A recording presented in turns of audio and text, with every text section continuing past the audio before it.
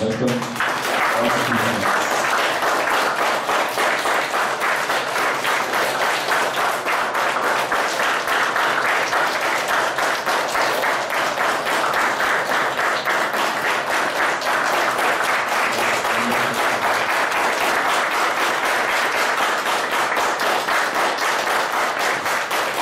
Another great day for all of us. Holy day. Holiday and holy day. Sunday is a holy day for us. How everyone, అందరూ కూడా చర్చ్కి మాస్కి గుడికి వెళ్తారు. మనం ఇక్కడ soul coach క్లాస్కి వెళ్తాం. That's what happens here. Friends, ఈరోజు క్లాస్లో మనం క్రైస్ట్ మాస్టర్, మొహమ్మద్ ప్రవక్త and all masters from Upanishad style అందరికీ చూద్దాం. బైబిల్లో ఉన్నటువంటి ఆ నాలెడ్జ్ని మనం చక్కగా ఈరోజు తీసుకుందాం. అట్లానే ఖురాన్లో ఉండే నాలెడ్జ్ కూడా నాకు తెలిసింది నేను చెప్తాను. నాకు చాలా తక్కువ తెలుసు, ఎందుకంటే అదొక పెద్ద వాస్ట్ ఓషన్.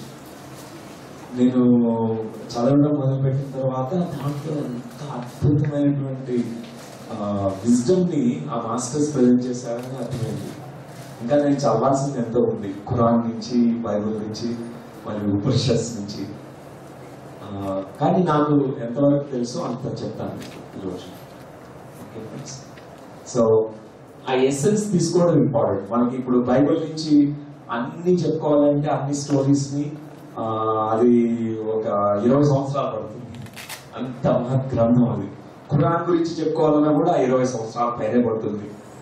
అంత ఉందన్నమాట. కాబట్టి మనం essence of prophet Muhammad, essence of Jesus Christ, essence of all the seers, essence మాత్రం తీసుకుందాం. మనకి పర్ఫ్యూమ్ బాటిల్ అక్కర్లేదు, పర్ఫ్యూమ్ కావాలి. ఆ బాటిల్ ఏం చేసుకుంటాం, మనకి ఆ సువాసన కావాలి. ఫ్లవర్ అక్కర్లేదు మనకి, ఆ ఫ్లవర్ వెదజల్లుతున్నటువంటి ఆ పరిమళాలు కావాలి. మనం విజ్డమ్ అంటే ఆ పరిమళాలు తీసుకుందాం. సో ఫ్రెండ్స్,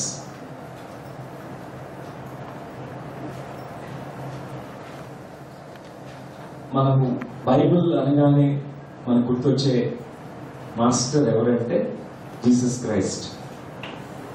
ఇంకా అదర్ మాస్టర్స్ కూడా మనకి కనిపిస్తుంటారు బైబిల్లో. John the Baptist. John the Baptist is the guru of Jesus Christ. Christ ki baptization, initiation, spirituality lo ABCDs నేర్పించినటువంటి గురువు జాన్ ద బ్యాప్టిస్ట్. సో ఈరోజు క్రైస్ట్ మాస్టర్, ఈ మాస్టర్ గురించి మనం ఫస్ట్ తెలుసుకుందాం. నాకు జీసస్ క్రైస్ట్ మాస్టర్ అంటే నాకు చాలా ఇష్టం. ఎందుకంటే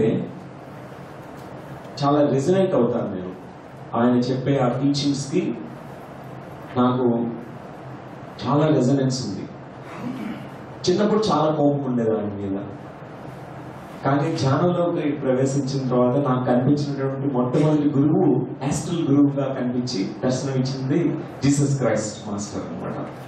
సో అప్పుడంతా కూడా చిన్నప్పుడంతా ఎప్పుడు అనుకుంటుండేవాడిని, ఆయన ఎందుకు ఇట్లా చెప్పారు, మనం పాపులు అని చెప్పారు, సిన్నర్స్ అని చెప్పాడు. ఎందుకు మనం అంతా ఏ పాపం చేస్తామో, ఎందుకు పాపులు అని చెప్తున్నారు? We should feel good about ourselves. We should not think that we are papis. ఎందుకు ఆయన అట్లా చెప్పారు అని కోపం వచ్చేది. ఇంకొకటి, I'm the begotten son of God, I'm son of God.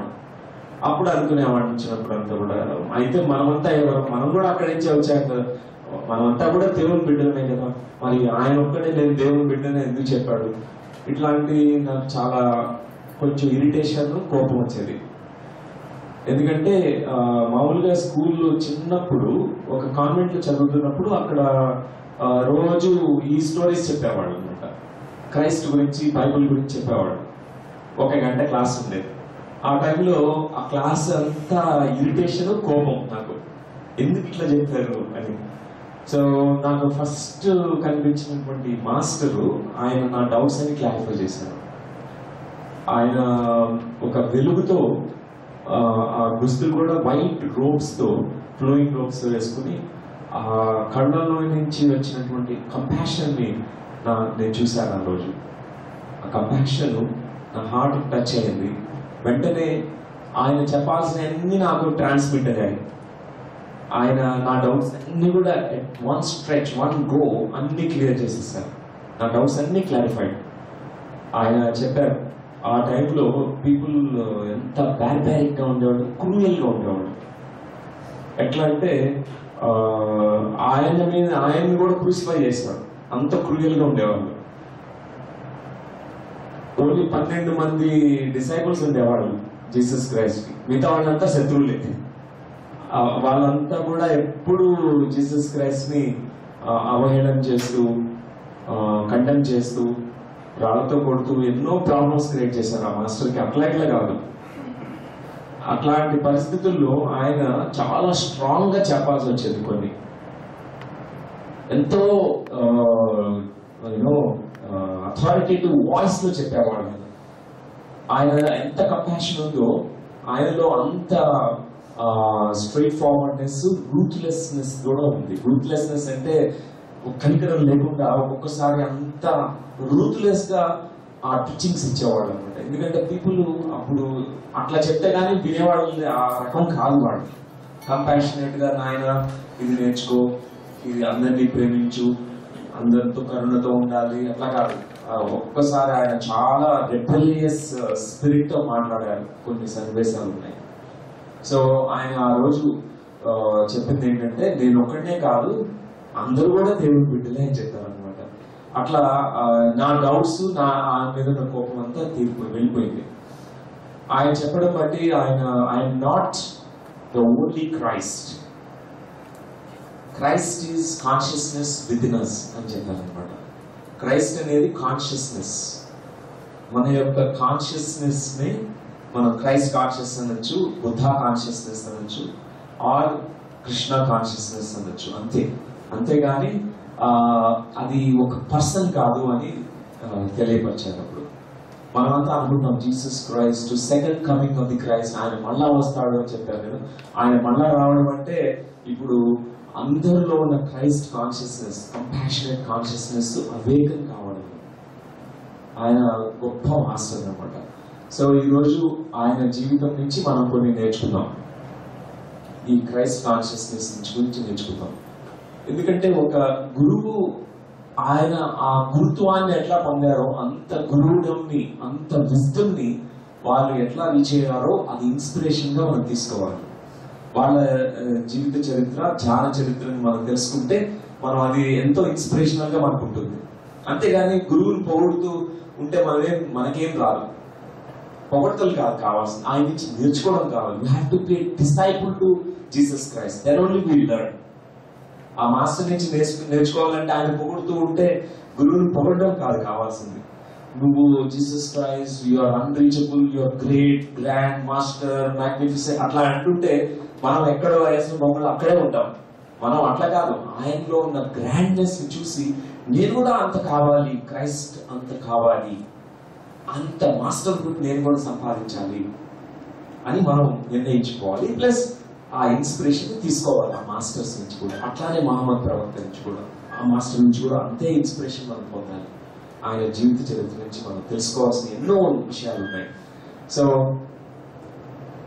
Christ ఒక ఆర్డినరీ కుటుంబంలో పుట్టాడు. వాళ్ళ ఫాదర్ కార్పెంటర్. చిన్నప్పుడంతా కార్పెంటర్ వర్క్ చేసేవాడు. ఆయనకి ఆస్తి లేదు, ధనం లేదు, ఏం లేదు. కానీ ఒక గొప్ప డైమండ్ పుట్టాడు అనమాట ఈ అర్త్ మీద. ఎక్కడైతే ఒక కమ్యూనిటీలో కానీ, మనుషుల్లో కానీ చాలా హింస కానీ, క్రుయాలిటీ కానీ ఇవన్నీ మరీ ఎక్కువ అవుతున్నప్పుడు కొంతమంది మాస్టర్స్ డిజైన్ తీసుకుని వస్తారు. ఒక హైయర్ డిజైన్ తో పుడతారు వాళ్ళు. ఒక గొప్ప మాస్టర్. ఆ టైంలో జీసస్ క్రైస్ట్ గారు ఆ డిజైన్ తీసుకొని ఇక్కడికి వచ్చారు అర్త్ మీదకి, ఈ భూమండలంకి. ఎందుకంటే ఆ టైంలో ఆ న్యూ వే ఆఫ్ సీయింగ్ నేర్పించాలి. కొత్తగా కొత్త కళ్ళతో ఎట్లా చూడాలనేది ప్రపంచానికి నేర్పించడానికి ఆయన పుట్టారు. ఆయన జీవితము ఎట్లా ఆయన జీవించారు అనేది మనకు కూడా ఎంతో గ్రేట్ గైడెన్స్ అనమాట. గైడ్ లైన్స్ తీసుకుంటాం మనం అనుకుంటాం నేను పుట్టిన ప్లేస్ లో ఎంతో బీదగా పుట్టాను అట్లా అని మనం అనుకుంటాం. కానీ క్రైస్ట్ కూడా అట్లానే పుట్టారు. ఆయన కార్పెంటర్, షెపర్డ్, ఎప్పుడు గొర్రెలు కాపరిగా ఉండేవాడు. ఆయన ఎప్పుడు కూడా వేసుకోవడానికి కూడా ఓన్లీ 2-3 రూప్స్ ఉండే అంతే. ధనం లేదు, ఆస్తి లేదు. కానీ నిజమైన ఆస్తి ఆయన సంపాదించుకున్నారు.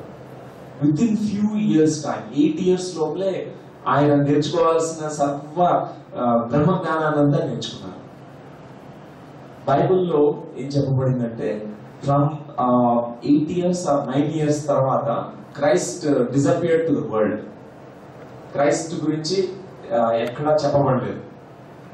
మళ్ళా ఎప్పుడు కనిపించాడంటే ఆయన 33 years 30+ years అప్పుడు మళ్ళా కనిపించాడు ఆ వరల్డ్ కి. ఆ టైంలో ఇజ్రాయెల్ కానీ, రోమ్ కానీ, ఈజిప్ట్, మిడిల్ ఈస్ట్ ఇవన్నీ బాగా తిరిగేవాడు. కానీ ఆ మధ్యలో ఏం చేశారు ఆయన? From the 8 years to 33 years ఆయన ట్రావెల్ చేశాడు, ప్రపంచ యాత్ర చేశాడు. ప్రపంచంలో అన్ని దేశాలు తిరిగాడు. చైనా తిరిగాడు, టిబెట్కి వచ్చాడు, ఇండియాకి వచ్చాడు, కాశ్మీర్లో ఉన్నాడు. కాశ్మీర్ నుంచి ఎంతో మందిని మాస్టర్స్ ని కలిసి, హిమాలయన్ మాస్టర్స్ ని కలిసి ఎంతో నేర్చుకున్నారు. ఆయన ఒక గొప్ప మాస్టర్. సో ఫస్ట్ బైబుల్లో మనం ఓపెన్ చేస్తే ఓల్డ్ టెస్ట్మెంట్ లో బుక్ ఆఫ్ జెనసిస్ అనేది మనం చూస్తాం అన్నమాట. అంటే ఈ సృష్టి ఎట్లా జరిగింది, ఈ భూమండలం అనే సృష్టి, అర్త్ ఎట్లా క్రియేట్ అయింది, హూ క్రియేటెడ్ దిస్ అనే దాని గురించి చక్కగా ఒక మెటఫోరిక్ లాంగ్వేజ్ లో ఒక చక్కని పారబుల్ రూపంలో చెప్పబడింది. దాని నుంచి అంతా నేర్చుకోవాలి బుక్ ఆఫ్ జెనసిస్ నుంచి. జెనసిస్ అంటేనే పుట్టడం. భూమి పుట్టడం ఎట్లా జరిగింది, భూమి మీద ఉండే జీవరాశులనే ఎట్లా పుట్టాయి, ఎట్లా చేశాడు ఒక క్రియేటర్. ఎంత హైపర్ ఇంటెలిజెంట్, సూపర్ ఇంటెలిజెంట్ ఉంటే తప్పితే ఇది చేయలేరు. ఒక్కొక్క హ్యూమన్ బీయింగ్ ని, ఒక్కొక్క ప్రాణ రాశిని, ఒక్కొక్క జీవరాశిని ఎట్లా సృష్టించారు. చెట్లు, ఎన్ని వైవిధ్యమైనటువంటి సృష్టిని ఎట్లా చేశారు, ఇదంతా చక్కగా దీంట్లో రాయబడింది. So book of Genesis, story of creation. ఇది స్టోరీ ఆఫ్ క్రియేషన్ అనేది మనం ఏ మత గ్రంథం తీసుకున్నా కూడా దాంట్లో ఉంది.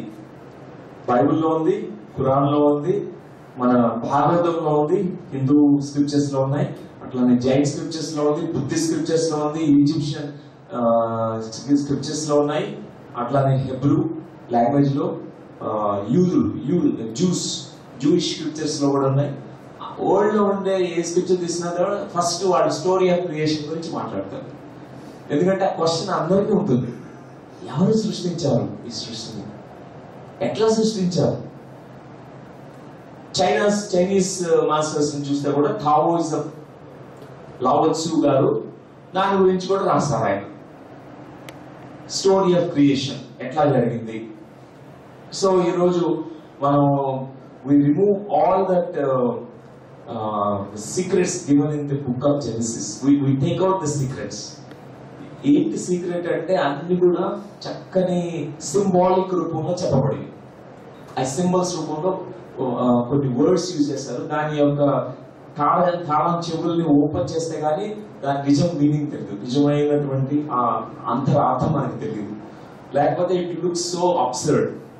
ఒక చక్కని బుక్ ఆఫ్ జెనసిస్ ప్రజెంట్ చేయబడింది. So first book of Genesis లో ఏం చెప్పారంటే దేర్ ఇస్ ఓన్లీ వాయిడ్, అక్కడ ఏమి లేదు అని చెప్పారు. బుక్ ఆఫ్ జెనసిస్ లో there is only consciousness which is in the pure void. Void అంటే శూన్యం. శూన్యం నుంచి అక్కడ శూన్యంలో ఏమీ లేదు, శూన్యమే లేదు. శూన్యంలో వాయిడ్లెస్ వాయిడ్, అది వాయిడ్లెస్ శూన్యం, అంత మహాశూన్యం, మహాపరిశూన్యం. అంత శూన్యం నుంచి మరి గాడ్ గాడ్ అంటే ఇక్కడ మనం ఆ వర్డ్ సమ్టైమ్స్ మనం మిస్ఇంటర్ప్రిట్ చేసుకున్నాం. ఎందుకంటే చాలా డిస్టార్టెడ్ వర్షన్స్ వచ్చేస్తాయి. గాడ్ అంటే మేల్ గాడ్ అని, ఫిమేల్ గాడెస్ అని, లేకపోతే గాడ్కి ఒక రూపాన్ని ఇవ్వడము, ఇవన్నీ చేశాం. కాబట్టి అట్లాంటి రూపంలెస్ గాడ్ అన్నమాట మనం మాట్లాడే ఈ గాడ్కి. Formless God, nameless God, and God which is non judgemental, God pure unconditional love తో ఉండే కంపాషనేట్ గాడ్. ఆ గాడ్ గురించి మనం జెండర్, నో మేల్ ఫిమేల్, అట్లాంటి గాడ్ వాయిడ్ లో ఉన్నాడు. First only void is there. మరి ఇట్లాంటి గాడ్ కి ఇంత super intelligent, everywhere everything is there, అంత ఆమ్నిపోటెంట్, ఆమ్నిసియంట్, గాడ్ కి బోర్ కొట్టింది మనకి. ఎందుకంటే ఒక్కడే ఉంది, ఎవరికైనా బోర్ కొడుతుంది. So this God thought, let me create today, let me do something different. Everything static గా ఉంది, everything static గా ఉంటే ఏముంటుంది, మూమెంట్ లో కొంత జాయ్ ఉంటుంది, ప్లెజర్ ఉంటుంది, there is creation ఉంటుంది, there is something dynamism, there is expansion ఉంటుంది. వేరే స్టాటిక్ గా ఉంటే కొన్ని ఒక నిమిషం ఉండొచ్చు స్టాటిక్ గా. మనం హ్యూమన్ బీయింగ్స్ గా ఒక దగ్గర కూర్చుని ఒక నిమిషం కూర్చోలేము. అట్లీస్ట్ మన వేళ్ళన్నా కదాలి, మన కనుకపులన్నా ఆడాలి, ఏదో ఒక మూమెంట్ ఉంటుంది బాడీలో. అట్లాంటి స్టాటిక్ గాడ్ ఆ రోజు timeless time, beginningless beginning, endless end. Time అనేది అక్కడ లేదు. అప్పుడు దెర్ నో టైం. అంటే మనం టైం గురించి చెప్పలేం. ఎన్ని సంవత్సరాల క్రితం ఆయన గాడ్ క్రియేషన్ చేసినట్టే మనం చెప్పలేం.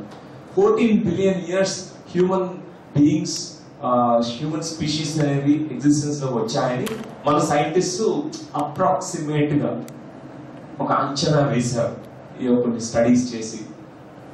14 బిలియన్ ఇయర్స్ బ్యాక్ ఈ అర్త్ అనేది ఇది ఇట్లా ప్లానెట్ మీద కొన్ని జీవరాశులు వచ్చాయి అని వాళ్ళు చెప్పారు. కానీ అది ఓన్లీ అంచనా మాత్రమే. దానికి ముందర ఎంతో ఉంది. ఈ స్టాటిక్ ఫేజ్ నుంచి డైనమిక్ ఫేజ్ లోకి గాడ్ ఎంటర్ అయ్యాడు. గాడ్ అనేది మనం కాన్షియస్నెస్, అపర చైతన్యం ఆర్ ఒక సుప్రీం కాన్షియస్నెస్ అని చెప్పుకోవచ్చు. గాడ్ అనేది supreme consciousness, all mighty, Allah. That's the best word that we can tell. So ఈ వాయిడ్ నుంచి ఆయన ఫస్ట్ ఏం చెప్పాడంటే, వాయిడ్ అంతా darkness, everything is everywhere darkness ఉంది, అక్కడ ఏం లేదు. ఫస్ట్ గాడ్ నుంచి వర్డ్స్ వచ్చాయన్నమాట. Word is creation.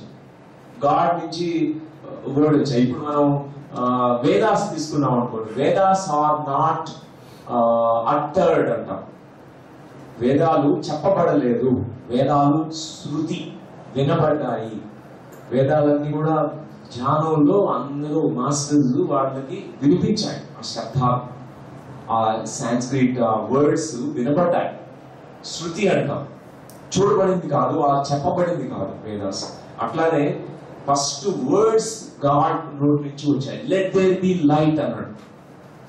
గాడ్ ఇంతవరకు డార్క్నెస్ ఉంది, ఎండ్లెస్ డార్క్నెస్, ఎక్కడ చూసినా ఎక్స్పాన్సివ్ డార్క్నెస్, అంత చీకటి ఉంది, అక్కడ ఏం లేదు, శూన్యము. ఆ శూన్యం నుంచి first let there be light అని చెప్పాడు అనమాట. అప్పుడు ఆ లైట్ క్రియేట్ కావాలి. ఆ లైట్ రావడంతోనే first day and night create చేశాడు, పొలారిటీని క్రియేట్ చేశాడు. లైట్ ఉంటే డార్క్నెస్ కూడా ఉంటుంది. Light to no light state. No light అంటేనే నైట్, రాత్రి. రాత్రి పగలు అనేది క్రియేట్ కాబడ్డాయి ఫస్ట్ డే 1 క్రియేషన్ లో. The God separated the light from the darkness, and God named the light day and the darkness night. పగలు రాత్రి క్రియేషన్ అన్నమాట డే 1 లో ఆయన చేసింది. సో సెకండ్ డే చూడు ఎంత చక్కగా ఆయన బైబుల్లో ఈ చెప్పబడిందో చూడండి, ఈ స్టోరీ ఆఫ్ క్రియేషన్ లో. The second day God commanded.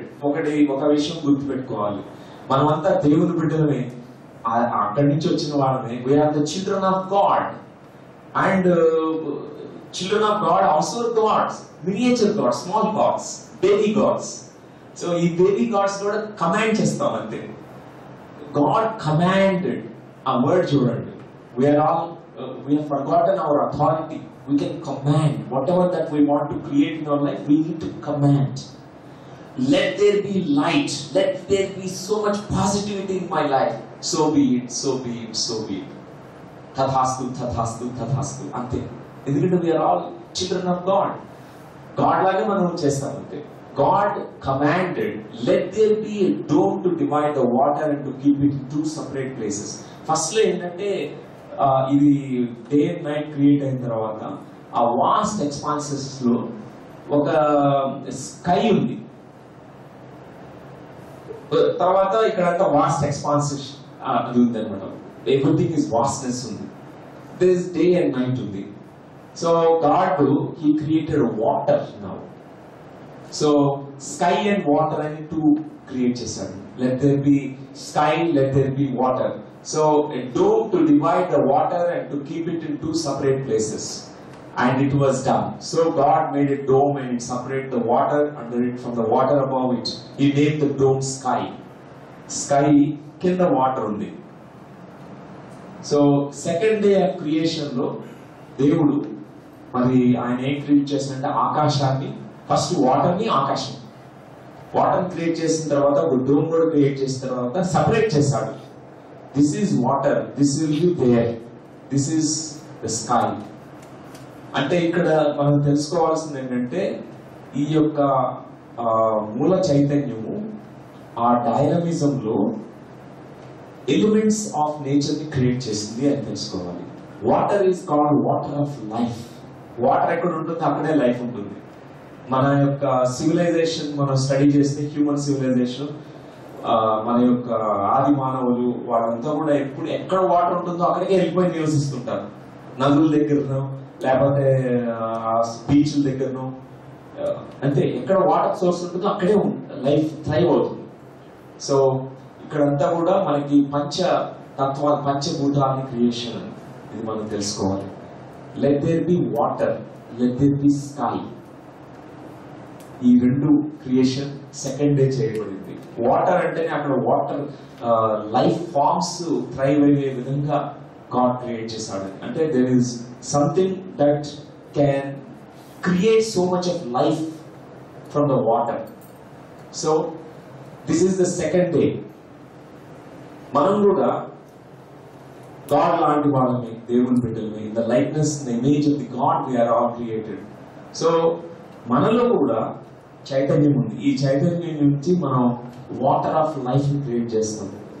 This the sky element, the space element ని క్రియేట్ చేసుకుంటాం. Other elements like fire, earth and then wind, గాలి, ఇవన్నీ కూడా part of these 5 elements of nature. వాటిని కూడా మనం క్రియేట్ చేసుకుంటాం. సమపాలనలో మన శరీరంలోనే ఉన్నాయి అవన్నీ. పంచభూతాలు ఎప్పుడు తిరుగుతుంటాయి మనలో. So this is what is another second day of the creation God created. And the third day then God commanded. ఆయన నుంచి ఇంకొక వర్డ్స్ వచ్చాయి. ఏంటంటే let the water below the sky come together in one place so that the land will appear. And it was done. Third day ఆయన భూమిని create చేశాడు, అంటే earth create చేశాడు. అంతవరకు మొత్తం వాటర్ ఉంది. ఆయన ఏం చేశాడంటే వాటర్ ని ఒక దగ్గర పూలప్ చేశాడు. మిగతా అంతా వాటర్ తీసేసిన దగ్గర అంతా ల్యాండ్ మిగిలింది. So this is nothing but land creation. ఆ ల్యాండ్ మీద అంతా మొక్కలు వచ్చేసినాయి, ప్లాంట్స్ క్రియేషన్ అయింది. So this is the image. Day 3 లో land and trees and plants creation. So day 3 లో ఆయన ఇది చేశారనమాట. వాటర్ ఎలిమెంట్ ని ఒక దగ్గర పూలప్ చేసేసరికి అక్కడంతా అంతే కదా. ఒక్కొక్కసారి సముద్రము మళ్ళీ బ్యాక్ వెళ్ళిపోతుంది, చాలా రిసీడ్ అయింది అనుకోండి, అక్కడ ఒక డెజర్ట్ క్రియేట్ అవుతుంది. ఇప్పుడు ఉండే ఎడారులన్నీ కూడా ఒకప్పుడు సముద్రంలో ఉన్నవి. అందుకే ఎడారిలో మనం వెళ్ళినప్పుడు అక్కడ గవ్వలు దొరుకుతుంటాయి. కొన్ని ప్లేసెస్ పెద్ద పెద్ద మౌంటైన్స్ దగ్గరికి వెళ్తే, మన భారతదేశంలోని కొన్ని ప్లేసెస్ లో అక్కడ అన్ని కూడా ఫాసిల్స్ దొరుకుతున్నాయి. మౌంటైనరింగ్ చేసే వాళ్ళకి ఎన్నో జీవరాశులు ఆ సముద్రం కింద గర్భంలో ఉంటే అవి ఫాసిలైజ్డ్ గా, శిలాజాలుగా అయిపోయి దానిలో ఉన్నాయి. దాన్ని స్టడీ చేస్తే ఇది కనీసం మిలియన్ ఇయర్స్ బ్యాక్ ఉంటుందని ఎస్టిమేట్ చేస్తున్నారు. సో ఎప్పుడైతే వాటర్ రిసీడ్ అవుతుందో అక్కడంతా ల్యాండ్ క్రియేట్ అవుతుంది. So God created land and created plants, many plants, many trees. తర్వాత fourth day God commanded, let lights appear in the sky to separate day from night and to show the time when days, years begin. So, ఇక్కడ ఏం చేశాడంటే God created sun and moon and stars, celestial bodies అని. ఇదే ఇక్కడ earth మండలం create చేశాడు. అట్లానే సౌర కుటుంబము, అట్లానే నక్షత్ర మండలాన్ని క్రియేట్ చేశాడు ప్యారలల్ గా. This is on the fourth day. So God made the two larger light, the sun to rule over the day and the moon to rule over the night. He also made the stars. దీంట్లో కూడా చాలా deep meaning ఉందన్నమాట. అంటే మూడు ఉన్నాయి. ఒకటి creation of the sun, creation of the moon, creation of the stars. Human beings లో కూడా 3 కేటగిరీస్ ఆఫ్ పీపుల్ ఉంటారు.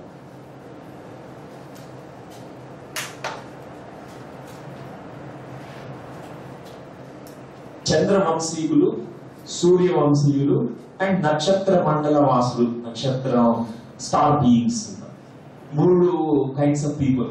God created 3 kinds, 3 categories. ఇక్కడ సెలెషియల్ బాడీస్ క్రియేట్ చేసినప్పుడు కూడా ఆయన, అందుకే చూడండి ఎంత బ్యూటిఫుల్ గా మన కోసం ఈ క్రియేషన్ లో మూన్ ఒకటి వచ్చింది, సన్ ఒకటి వచ్చింది, స్టార్స్.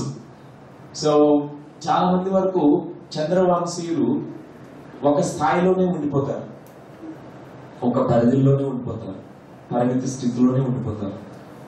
ఆ సూర్యవంశీయులు ఇంకొంచెం పరిమితులు దాటి ఇంకొంచెం ఎక్స్పాన్సివ్ స్టేట్స్. నక్షత్ర వంశీయులు stars are no limit, even unlimited beings, ఇంకా పైకి. So when there is moon, don't stick to the moon, you miss stars. I think Rabindranath Tagore garu చెప్పారు, మనమంతా కూడా ఈ రోజు స్కైలో మూన్ రాలేదని బాధపడిపోతూ ఎక్కడో కూర్చొని ఏడుస్తూ ఉంటాము, కానీ ఎన్ని స్టార్స్ వస్తున్నాయో చూడండి అన్నాడు నైట్ లో కూడా. When the sun goes away to a holiday, to resting, sleeping, then moon appears, then stars appear in the sky. It's such a delight to see. మనం ప్రతిరోజు అదొక పెద్ద మన ఫీస్ట్ అన్నమాట. మన భోజనమే కాదు, మన కళ్ళకు కూడా feast. So God created on the 4th day all the celestial bodies. దాని యొక్క అంతరార్థం ఇంకా ఉంది. ఆ సెలెస్టియల్ బాడీస్ ఈ యొక్క అర్త్ ని ఎట్లా ఒక నిర్దిష్టమైనటువంటి ఇంటెలిజెంట్ ఫామ్ తిరగడానికి అనువుగా ఉంది, మన యొక్క లిమిటేషన్స్ ఎట్లా క్రియేట్ అయ్యాయి, దాని నుంచి అన్లిమిటెడ్ స్టేట్ కి ఎట్లా రీచ్ కాగలము ఒక స్థాయి నుంచి ఇంకొక స్థాయికి, అది 4th డేలో క్రియేట్ కాబడింది. అండ్ 5th day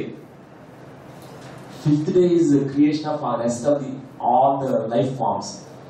5వ రోజున దేవుడు ఏం చెప్పాడంటే, let the water be filled with many kinds of living beings and let the air be filled with birds, let the earth produce of all kinds of animal life, domestic, wild, large and small. 5వ రోజున దేవుడు, okay water ఉంది, land ఉంది, sky ఉంది, ఈ 3 place లో ఏం లేకపోతే ఏంటి, లైఫ్ ఫార్మ్స్ ఉండాలి. సో వాటర్ లో ఫస్ట్ ఫిష్, తిమింగలాలు, డాల్ఫిన్స్ ని అవన్నీ let there B so many life forms అని సూపర్ ఇంటెలిజెంట్ జెనెటిక్ కోడింగ్ చేసేసాడు. ఎంత చక్కని జెనెటిక్ కోడ్స్ అంటే ఒక్కొక్క ఫిష్ కి ఒక జెనెటిక్ కోడింగ్ ఉంది. ఒక్కసారి మీరు ఇట్లాంటి పెద్ద అక్వేరియం ఇక్కడ కూడా ఇప్పుడు మన హైదరాబాద్ లో కూడా కొన్ని ప్లేస్ లో మాల్స్ లో పెట్టేస్తారు అక్వేరియం, చిన్న అక్వేరియం సార్. దుబాయ్ కానీ వెళ్ళినప్పుడు పెద్ద పెద్ద అక్వేరియంస్ చూడాలి, ఆ సముద్రం దగ్గరగా పెడతారు. మనం ఎన్ని ఫిష్ చూస్తామంటే అక్కడ ఒక లక్షల వెరైటీస్ ఆఫ్ ఫిషెస్. ఒక ఫిష్ ఇంకొక ఫిష్ లాగా ఉండదు, దాని యొక్క జీన్స్ డిఫరెంట్, ఎంత వైవిధ్యమో చూడండి.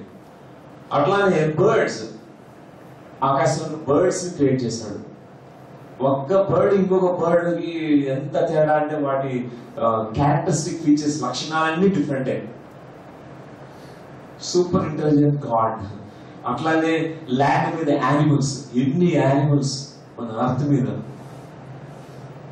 Wild animals, domestic animals and కొన్ని semi domestic animals, large small animals, ఎన్ని యానిమల్స్. ఇది 5th day of creation, God చేసినటువంటి 5th డే ఆఫ్ క్రియేషన్ లో జరిగింది. ఆయన ఎంత సూపర్ ఇంటెలిజెంట్, ఆయన పర్సనల్ గా మనం తీసుకోకూడదు. అదొక చైతన్యం, ఆ మూల చైతన్యం ఎంత గ్రేట్ ఇంటెలిజెన్స్ ఉంటే, గ్రాండ్ ఇంటెలిజెన్స్ ఉంటే అది క్రియేట్ అవుతుంది. ఒక చిన్న కంప్యూటర్ తయారు చేయడానికి మనం చిప్స్ పెట్టి ఇవన్నీ మనం కోడింగ్ చేసి ఇవన్నీ ఎంత తల బద్దలు కొట్టుకుంటున్నాం. ఈ క్రియేషన్, ఇంత పెద్ద క్రియేషన్ చేయడానికి ఆయన ఎంత మూల చైతన్యం, ఒక master, grand master, infinitely intelligent అన్నమాట. ఎంత కంపాషన్ ఉంటే ఇట్లా క్రియేట్ చేస్తారు ఆయన, ఆ గొప్ప master. And 6th day God said, now we will make human beings. అంతవరకు చేయలేదు. ఫస్ట్ అన్ని క్రియేట్ చేసిన తర్వాత హ్యూమన్ బీయింగ్స్ క్రియేట్ చేశాడు అనమాట. Human beings, they will be like us and resemble us. అంటే గాడ్ స్వరూపం నుంచి, నా స్వరూపం నుంచి వాళ్ళని తయారు చేస్తాను అని చెప్పి, in the likeness, in the image of the God he created, she created human beings. I'm putting you in charge of the fish and the bird. ఇది చక్కగా చదవండి, ఇది క్లియర్ గా important words. I am putting you in charge of the fish, the birds, and all the wild animals. I have provided all kinds of grain and all kinds of fruit for you to eat. దేవుడు అన్ని సృష్టించి, human beings తో సృష్టించి ఏం చెప్పాడంటే, book of Genesis లో రాయబడింది అప్పుడు వెజిటేరియనిజం. చూడండి, మీరు ఇన్ఛార్జ్, ఈ animal kingdom, bird kingdom, fish Kingdom మీరు ఇన్ఛార్జ్. మీ బ్రదర్స్ వాటిని తినద్దు, మీరు తినాల్సింది స్ప్రౌట్స్, వెజిటబుల్స్, ఫ్రూట్స్ మాత్రమే. అది చక్కగా రాస్తారు. I have provided all kinds of grain, millets, rice, ఇవన్నీ కూడా ఉన్నాయి, అవి తినండి. And all kinds of fruit for you to eat. Animals are not for you to eat. Genesis లో ఎంత చక్కగా రాయబడింది చూడండి. తర్వాత వచ్చిన వర్షన్స్ లో, న్యూ టెస్టిమెంట్స్ లో ఇవన్నీ డిస్టార్షన్ జరిగినాయి. కొన్ని జీసస్ క్రైస్ట్ గారి టీచింగ్స్ ని మిస్అండర్స్టాండ్ చేసుకుని డిస్టార్ట్ చేస్తారు తర్వాత వాళ్ళు. జీసస్ ఫిష్ తిన్నాడు, అందరికి ఫిష్ ఇచ్చాడు అని చెప్పి, fish is nothing but symbol of wisdom. ఆ టైంలో పైసియన్ అనే, పైసిస్ అంటే ఫిష్, వాటిని సింబల్ ఆఫ్ విజ్డమ్ అన్నమాట. ఆయన బ్రెడ్డే కాదు, ఫిష్ కూడా ఇచ్చాడంటే, బ్రెడ్ అంటే ఫిజికల్ నర్చరెన్సే కాదు, సోల్ నర్చరెన్స్ కూడా ఇచ్చాడు, సోల్ విజ్డమ్ కూడా అందరికి ఇచ్చాడు అని మనం తీసుకోవాలి. కొన్ని సింబాలిజం మనం అర్థం చేసుకోనప్పుడు లిటరల్ గా తీసుకుంటే ఆ నాలెడ్జ్ డిస్టార్ట్ అవుతుంది. దాంతో మనం మన ప్లానెట్ అర్త్ మీద ఉండే స్పీషీస్ అన్ని మనం చంపుకొని తింటుంటాం. సో ఇది 6th day జరిగింది. He made human being custodian, trustee, and in charge for all the rest of the kingdoms. He said, live kinship with life. అన్ని జీవరాశులతో నువ్వు ఎవరికి హాని చేయకుండా, హింస చేయకుండా, నువ్వు చక్కగా వాడికి ఇన్ఛార్జ్ గా ఉండి బతుకు అని చెప్పాడు. హ్యూమన్ బీయింగ్స్ కూడా యాక్చువల్ గా ఫస్ట్ 12 DNA, 12 హెలికల్ DNA ఉండేది మనకి. మనమంతా కూడా first 4th dimensional, 5th dimensional beings గా ఉండేవాళ్ళు ఫస్ట్ ఒరిజినల్ గా, అప్పుడు క్రియేషన్ లో ఆడమ్ అండ్ ఈవ్ ఆ టైంలో. కానీ స్లోగా మనం ఎంత 3rd dimensional ప్లేన్ అయిపోయాం. మన యొక్క వైబ్రేషనల్ ఫ్రీక్వెన్సీ చాలా పడిపోయి రిటార్డ్ అయిపోయి, మన యొక్క 10 హెలికల్ DNA డార్మెంట్ అయిపోయాయి. ఓన్లీ 2 హెలికల్ DNA మిగిలినాయి మనకి. ఇప్పుడు మన యొక్క కెపాసిటీస్ కానీ, మన యొక్క స్కిల్స్ కానీ, మన ఇంటెలిజెన్స్ కానీ, మన స్పాంటినిటీ, క్రియేటివిటీ, థాట్ పవర్, ఇవన్నీ కూడా చాలా మినిమైజ్డ్ గా అయిపోయినాయి. ఎందుకంటే 3rd dimension కి వచ్చేసాం.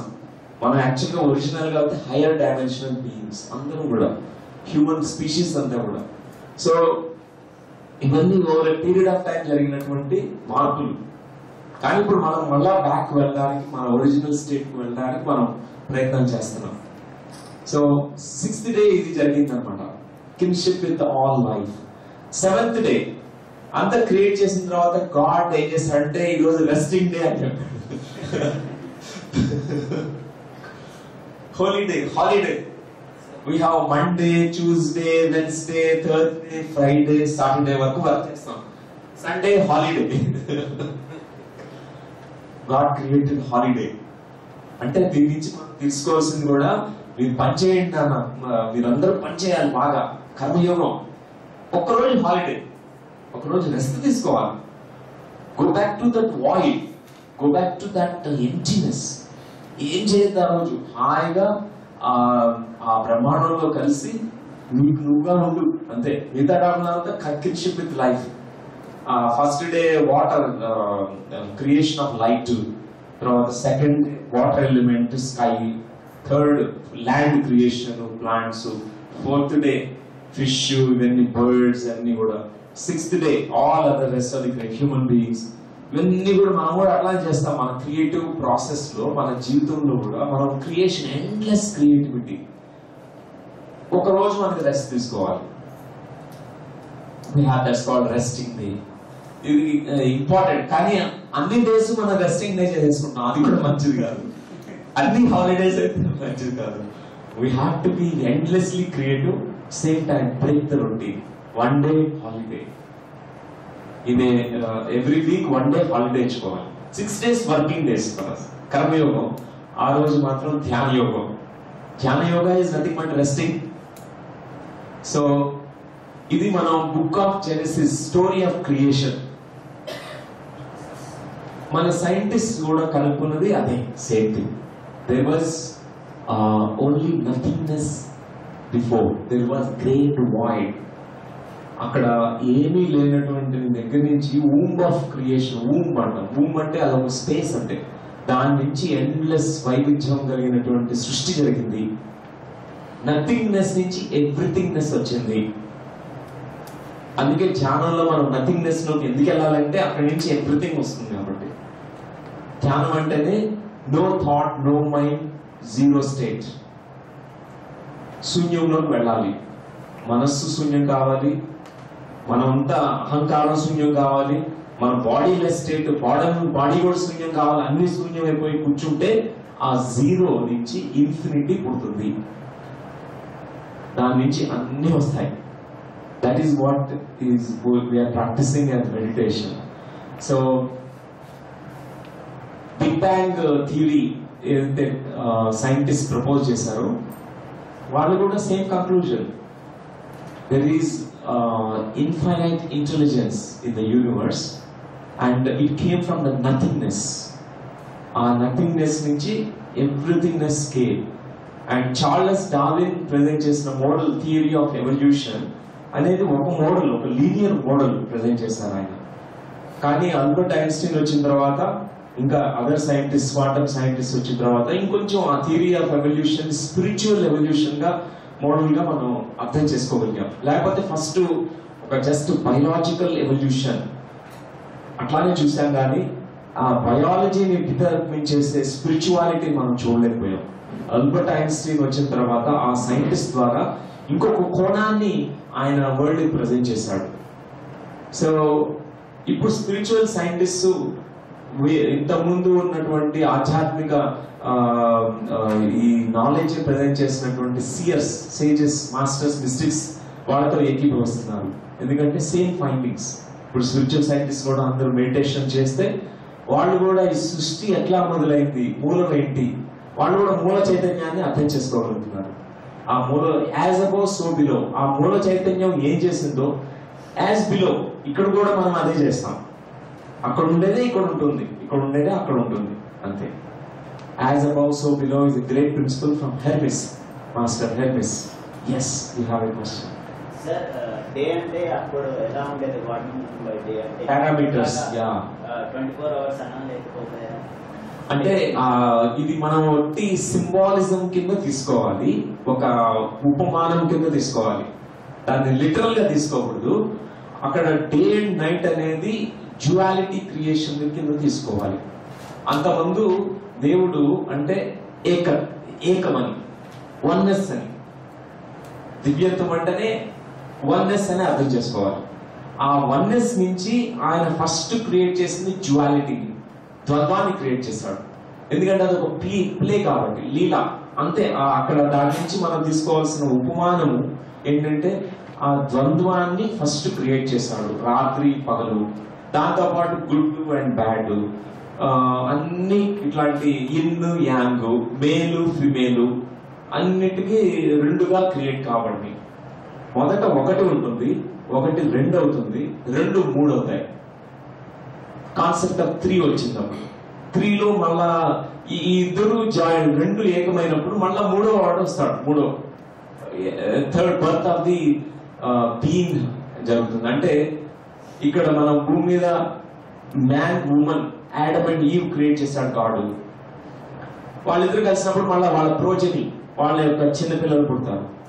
మనలో మన థాట్ ప్లేన్ లో డ్యువాలిటీ థాట్స్ ఉన్నాయి, రెండు ఉన్నాయి, ఇదా అదా, ఇక్కడ అక్కడ. ఆ రెండు కలిసి ఏకమైతే ఏమవుతుంది? Birth of the new insight వస్తుంది. దాన్ని ట్రాన్సెండ్ చేస్తాం. అదే అక్కడ చెప్పబడింది. డే అండ్ నైట్ అనేది అక్కడ మనం లిటరల్ గా తీసుకోవడానికి లేదు, ఇవన్నీ కూడా లిటరల్ గా తీసుకోవడానికి లేదు. అది ఒక విధమైనటువంటి ఆయన అంటున్నానని ఆమె కూడా అనొచ్చు. ఎందుకంటే అక్కడ no gender God who is androgynous, God who has no gender at all. Sir creation అనేది ఎలా వితౌట్ థాట్ అలా జరిగిందా, లేకపోతే ఎలా అనడం అలా ర్యాండమ్ గా జరగలేదు. దేర్ ఇస్ అంటే వాటర్ అంటే ఇలా ఉండాలి, లిక్విడ్ రూపంలో ఉండాలి, అలా అదే థాట్ ఏమన్నా చేశారా లేకపోతే thought creates reality. First it came in the thought of the mind of the God. ఏదైనా సరే క్రియేషన్ లో first thought, then word comes out.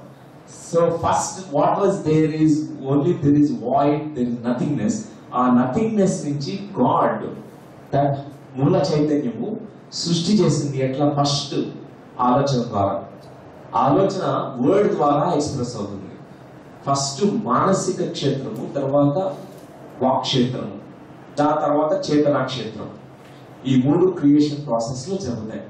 First మనం హెల్త్ బాగుండాలి. ఫస్ట్ మానసిక క్షేత్రంలో I want to be healthy, ఆరోగ్యంగా ఉండాలి.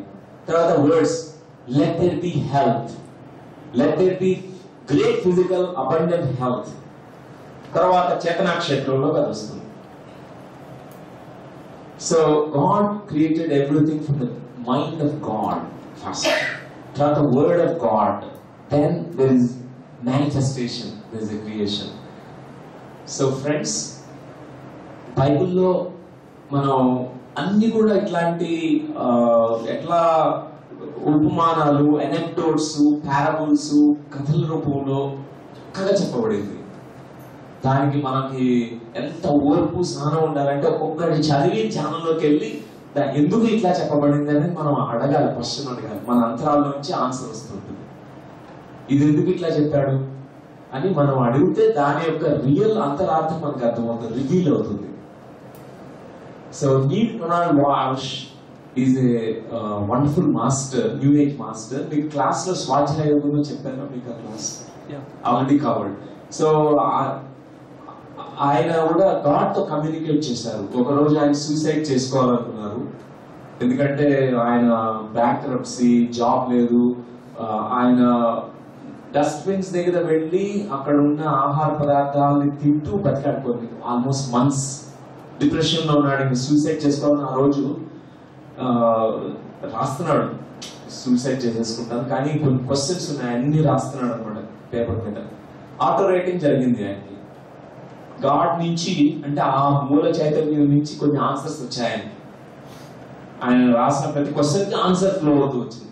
ఆ పుస్తకం అందరూ చదవాల్సిన పుస్తకం, కాన్వర్సేషన్స్ విత్ గాడ్. ఆయన కూడా భలే బ్యూటిఫుల్ గా ప్రజెంట్ చేశారు ఆ నాలెడ్జ్ ని. ఆయన అన్డిస్టార్టెడ్ ఇన్ఫర్మేషన్ ఫ్రమ్ ద మూల చైతన్యం నుంచి వచ్చినటువంటి ఆ జ్ఞానాన్ని చక్కగా ఆటో రైటింగ్ ద్వారా ప్రజెంట్ చేశారు. Conversations with God, first book, second book, third book. ఆయన కూడా బుక్ ఆఫ్ జెనసిస్ దీన్ని డీకోడ్ చేశారు. అప్పట్లో చాలా చక్కగా డీకోడ్ చేశారు. సో ఇప్పుడు సెకండ్ స్టోరీకి వెళ్దాం మనం. ఈ బైబిల్లో చెప్పబడినటువంటి second story. So the first story నుంచి, స్టోరీ ఆఫ్ క్రియేషన్ నుంచి మనం తెలుసుకోవాల్సింది, మనం కూడా క్రియేటివ్ బీయింగ్స్, మనం కూడా ఎండ్లెస్ క్రియేటివిటీ గాడ్ లాగానే మనకు కూడా ఉంది. ఎందుకంటే we are made in the image of God. ఆ క్రియేటివిటీని చక్కగా మనం వినియోగించుకోవాలి, సద్వినియోగపరచుకోవాలి. మోస్ట్లీ మనలో ఒక లేజినెస్ ఉంటుంది, సోమర్తనం ఉంటుంది. ఆ సోమర్తనం నుంచి బయటపడాలి. గాడ్ కూడా సోమర్తనంగా సోమరిపోతుగా ఉండుంటే క్రియేషన్ జరిగేది కాదు. ఆ మూల చైతన్యం ఇట్స్ డైనమిక్ ఎనర్జీ. మనం కూడా డైనమిక్ పీపుల్. మనం స్టాటిక్ అయిపోతే వి నెవర్ గ్రో. నాకు అంతా తెలుసు, అంత బాగుంది అట్లా అనుకుంటే ఎప్పటికీ గ్రో కావు. పరమహంస యోగానంద గారు ఒకటి చెప్తారు, there must be divine discontentment, there must be material contentment అని చెప్తారు. మెటీరియల్ ప్లేన్ లో ఎప్పుడు కంటెంట్ గా ఉండాలి. అంటే మెటీరియల్ ప్లేన్ లో, ఈ భూమండలంలో చక్కగా తృప్తిగా ఉండాలి. కానీ మన ఆత్మ ప్లేన్ లో ఎప్పుడు అసంతృప్తిగా ఉండాలంట. ఎందుకంటే అసంతృప్తి ద్వారానే ఆ డిస్కంటెంట్ గ్రోత్ వస్తుంది. నేను ఇంకా ఎదగాలి, ఇంకా ఎదగాలి ఆధ్యాత్మిక పరంగా అనేది ఎప్పుడు ఉండాలి. సో మనం ఆ లేజినెస్ బ్రేక్ చేసుకోవాలి. Because we are not static beings, we are dynamic energy, consciousness and wisdom. ఆ మూల చైతన్య నుంచి వచ్చినటువంటి అంశాత్మం మనలో కూడా అంత ఎండ్లెస్ సృజనాత్మక శక్తి ఉంది. సృష్టి చేసే ఆ శక్తి మనలో ఉంది. మనకే తెలుసు మనం ఎంత సృష్టి చేస్తున్నాం అని. జస్ట్ భౌతికమైనటువంటి ప్లేన్ లోనే ఒక చిన్న స్పర్మ్ నుంచి ఓవం నుంచి ఆ రెండు కలయిక వలన ఒక జైగోటు పిండము ఏర్పడి ఒక పెద్ద శిశువుగా తల్లి గర్భంలో చిన్న జైగోట్ నుంచి ఎట్లా ఫామ్ అవుతుందో చూడండి. ఒక మిరాకిల్ అది. ఒక బిలియన్స్ ఆఫ్ స్పర్మ్స్ లో ఒక స్పర్మ్ వెళ్ళి ఆ అండంని ఫర్టిలైజ్ చేసిన తర్వాత ఒక చిన్న జైగోట్ ఫామ్ అవుతుంది. దాని మైక్రోస్కోప్ లో కానీ మనం చూడలేము. ఎంత చిన్నది ఉంటుందంటే మైక్రోబ్ లాగా ఉంటుంది. అది within no time billions of cells అవ్వడము, అది గొప్ప ఇంటెలిజెన్స్. అది ఒక గొప్ప క్రియేటివిటీ. ఆ లోపల పిండం ఫామ్ అయ్యి ఎట్లా బర్త్ అది మన చైల్డ్ ఎట్లా పుడుతున్నాడు బయటికి, ఒక పెద్ద అద్భుతం అది. అట్లానే గాడ్ అంత అద్భుతం చేస్తాడు ఇక్కడ. ఆ ఆల్మైటీ కూడా అంతే అద్భుతం. ఈ భూమండల సృష్టి కానీ, ఈ నక్షత్ర మండలాల సృష్టిని ఆ గాడ్ కూడా అట్లానే క్రియేట్ చేశాడు. అంత ఇంటెలిజెన్స్. మన తల్లిదండ్రులే ఎంత అద్భుతాన్ని మనం క్రియేట్ చేశారు అట్లానే. సో మనం ఎంతో ఎండ్లెస్ క్రియేటివిటీని మనం ఎక్స్పీరియన్స్ అవుతున్నాము. బుక్ ఆఫ్ జెనసిస్ నుంచి మనం తీసుకోవాల్సినటువంటి ఆ సమరీ ఏంటంటే, మనలో కూడా అంతే సృజనాత్మక శక్తి మనలో ఉంది. దాన్ని మనం ఎప్పుడు కూడా ఎండ్లెస్ క్రియేషన్ చేస్తూ ఉండాలి. ఎప్పుడు క్రియేట్ చేయాలి మనం. గాడ్ ఎట్లా క్రియేట్ చేస్తాడో 6 రోజులు వారంలో 6 రోజులు క్రియేట్ చేసి 7వ రోజు రెస్ట్ తీసుకోవాలి. రెస్ట్ ఎందుకు? మనం చేసిన క్రియేషన్ ని చక్కగా మన ముందు చూడాలి. ఎట్లా తల్లిదండ్రులు అయితే వాళ్ళ పిల్లల్ని సృష్టించి వాళ్ళు అప్పుడు రెస్ట్ తీసుకుంటారు. పుట్టేశాడు కదా, వాళ్ళు రెస్ట్ తీసుకుంటారు. అప్పుడు చూస్తాడు వాడు పాకడము, ఎదగడము, ఆడుకోవడము. All they see the joy there, joy of creation. అంతే మనం కూడా అంతే. 6 రోజులు క్రియేట్ చేసి 7వ రోజున హాయిగా చూస్తూ మనం చూసిన ఒక పెయింటింగ్ గీసాము. 6 రోజులు గీసాము పెయింటింగ్. 7వ రోజున కూర్చుని వాట్ ఏ కలర్స్, వావ్. అప్పుడు మనం ఎంజాయ్ చేయాలి, చూడాలి, రిలాక్స్ కావాలి. That's what is we have to take from this book of Genesis నుంచి. తర్వాత రెండోది గార్డెన్ ఆఫ్ ఈడెన్ అనే ఈ స్టోరీ గురించి మనం దీన్ని కూడా డీకోడ్ చేసుకుందాం. గాడ్ ఏం చేశాడంటే 6th day human beings create చేసిన తర్వాత మ్యాన్ ఉమెన్ ని క్రియేట్ చేశాడు. First there is only one human being create చేశాడు. తర్వాత చూస్తే ఇక్కడ కూడా డ్యువాలిటీ పెట్టాలి, ఇక్కడ కూడా పొలారిటీ ఉండాలి. ఎందుకంటే ఇక్కడ పుట్టిగా ఒక్కడే ఉంటే బాగుండదు, కంపానియన్ ఉండాలి. కాబట్టి వాళ్ళిద్దరిని ఒకటి మ్యాన్ ఉమెన్ చేస్తాడు. మనం సైంటిఫిక్ గా బయాలజికల్ గా చూసుకున్నా కూడా మ్యాన్ కి XY క్రోమోజోమ్స్ ఉంటాయి. Why man is a man, why woman is a woman. Woman కి మ్యాన్ కి తేడా ఏంటి జెనెటిక్ డిఎన్ఏ లెవెల్లో అంటే XY అనే క్రోమోజోమ్స్ ఉమెన్ లో ఉంటాయి, మహిళలో. XX అనే క్రోమోజోమ్స్ ఉమెన్ ఉంటుంది. గాడ్ ఏం చేశాడంటే వీళ్ళలో ఆ జెనెటిక్ ఆయన ఎంత గొప్ప జెనెటిసిస్ట్ ఉంటాడంటే, గొప్ప సెల్యులార్ లెవెల్లో ఆయన ఎంత మూల చైతన్యంగా ఎంత ఇంటెలిజెన్స్ ఉందో చూడండి. చక్కగా ఉమెన్ క్రియేట్ చేశాడు. Let her be your companion, both live together happily from now onwards on this earth plane. మీకోసం ఇప్పుడు గార్డెన్ ఆఫ్ ఈడెన్ క్రియేట్ చేస్తున్నాను అని చెప్పి గార్డెన్ ఆఫ్ ఈడెన్ క్రియేట్ చేశాడు. దీన్నే మనం ఒక చక్కని ప్యారడైజ్ అనుకోవచ్చు. అదొక ప్యారడైజ్. అక్కడ ఏమీ కష్టాలు లేవు, బాధలు లేవు. ఎందుకంటే అక్కడంతా green planets, everywhere plants, trees, creation, all animals. ఎట్లా ఉంటుందో చూడండి. ఎప్పుడైనా మనం ఒక దీవికి వెళ్ళి దీవిలో మనం నివసిస్తున్నాము, అక్కడంతా కూడా trees, plants, water, fresh wind అట్లా ఉంటే హ్యాపీగా ఉంటుంది. అట్లా ఉందన్నమాట. ఆడమ్ అండ్ ఈవ్ అనే ఈ ఇద్దరు ఆది మానవులు, ఫస్ట్ మానవులు వాళ్ళిద్దరు, ఆడమ్ అండ్ ఈవ్. వాళ్ళిద్దరు చక్కగా హాయిగా అక్కడ ఉన్నారు. కానీ గాడ్ కొన్ని చెప్పాడు వాళ్ళకి. అది దానికి ఆ పాయింట్ నేను వస్తాను. డాక్టర్ లక్ష్మి గారి ఒక జోక్ అది చాలా ఇష్టం అనమాట. ఆ జోక్ మీకు కూడా చెప్తాను, మీరు వినుంటారేమో కానీ మళ్ళీ చెప్తాను. అదేంటంటే ఒక చిన్న పాపకి డౌట్ వస్తుంది స్టోరీ ఆఫ్ క్రియేషన్ గురించి. చార్లెస్ డార్విన్ కోతి నుంచి మనిషి పుట్టాడు, లేకపోతే మన దేవుడు పుట్టించాడు మనల్ని అని. ఆ రెండింటిలో కరెక్ట్ వర్షన్స్ ఏంటంటే ఫస్ట్ తల్లిని వెళ్ళి అడుగుతుంది.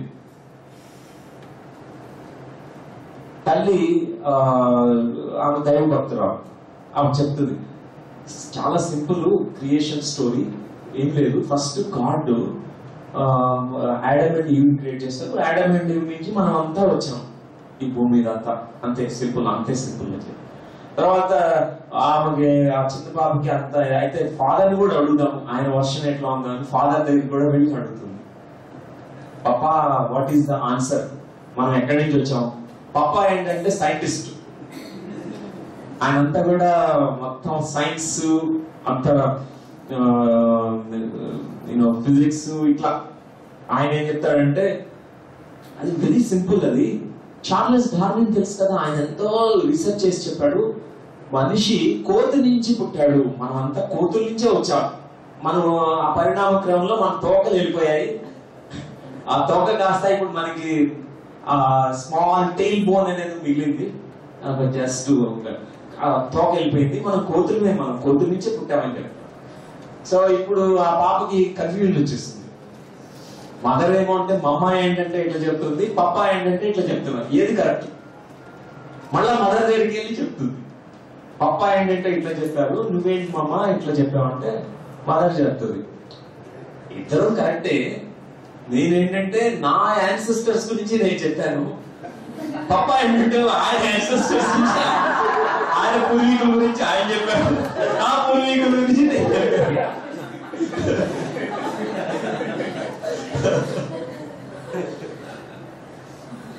So,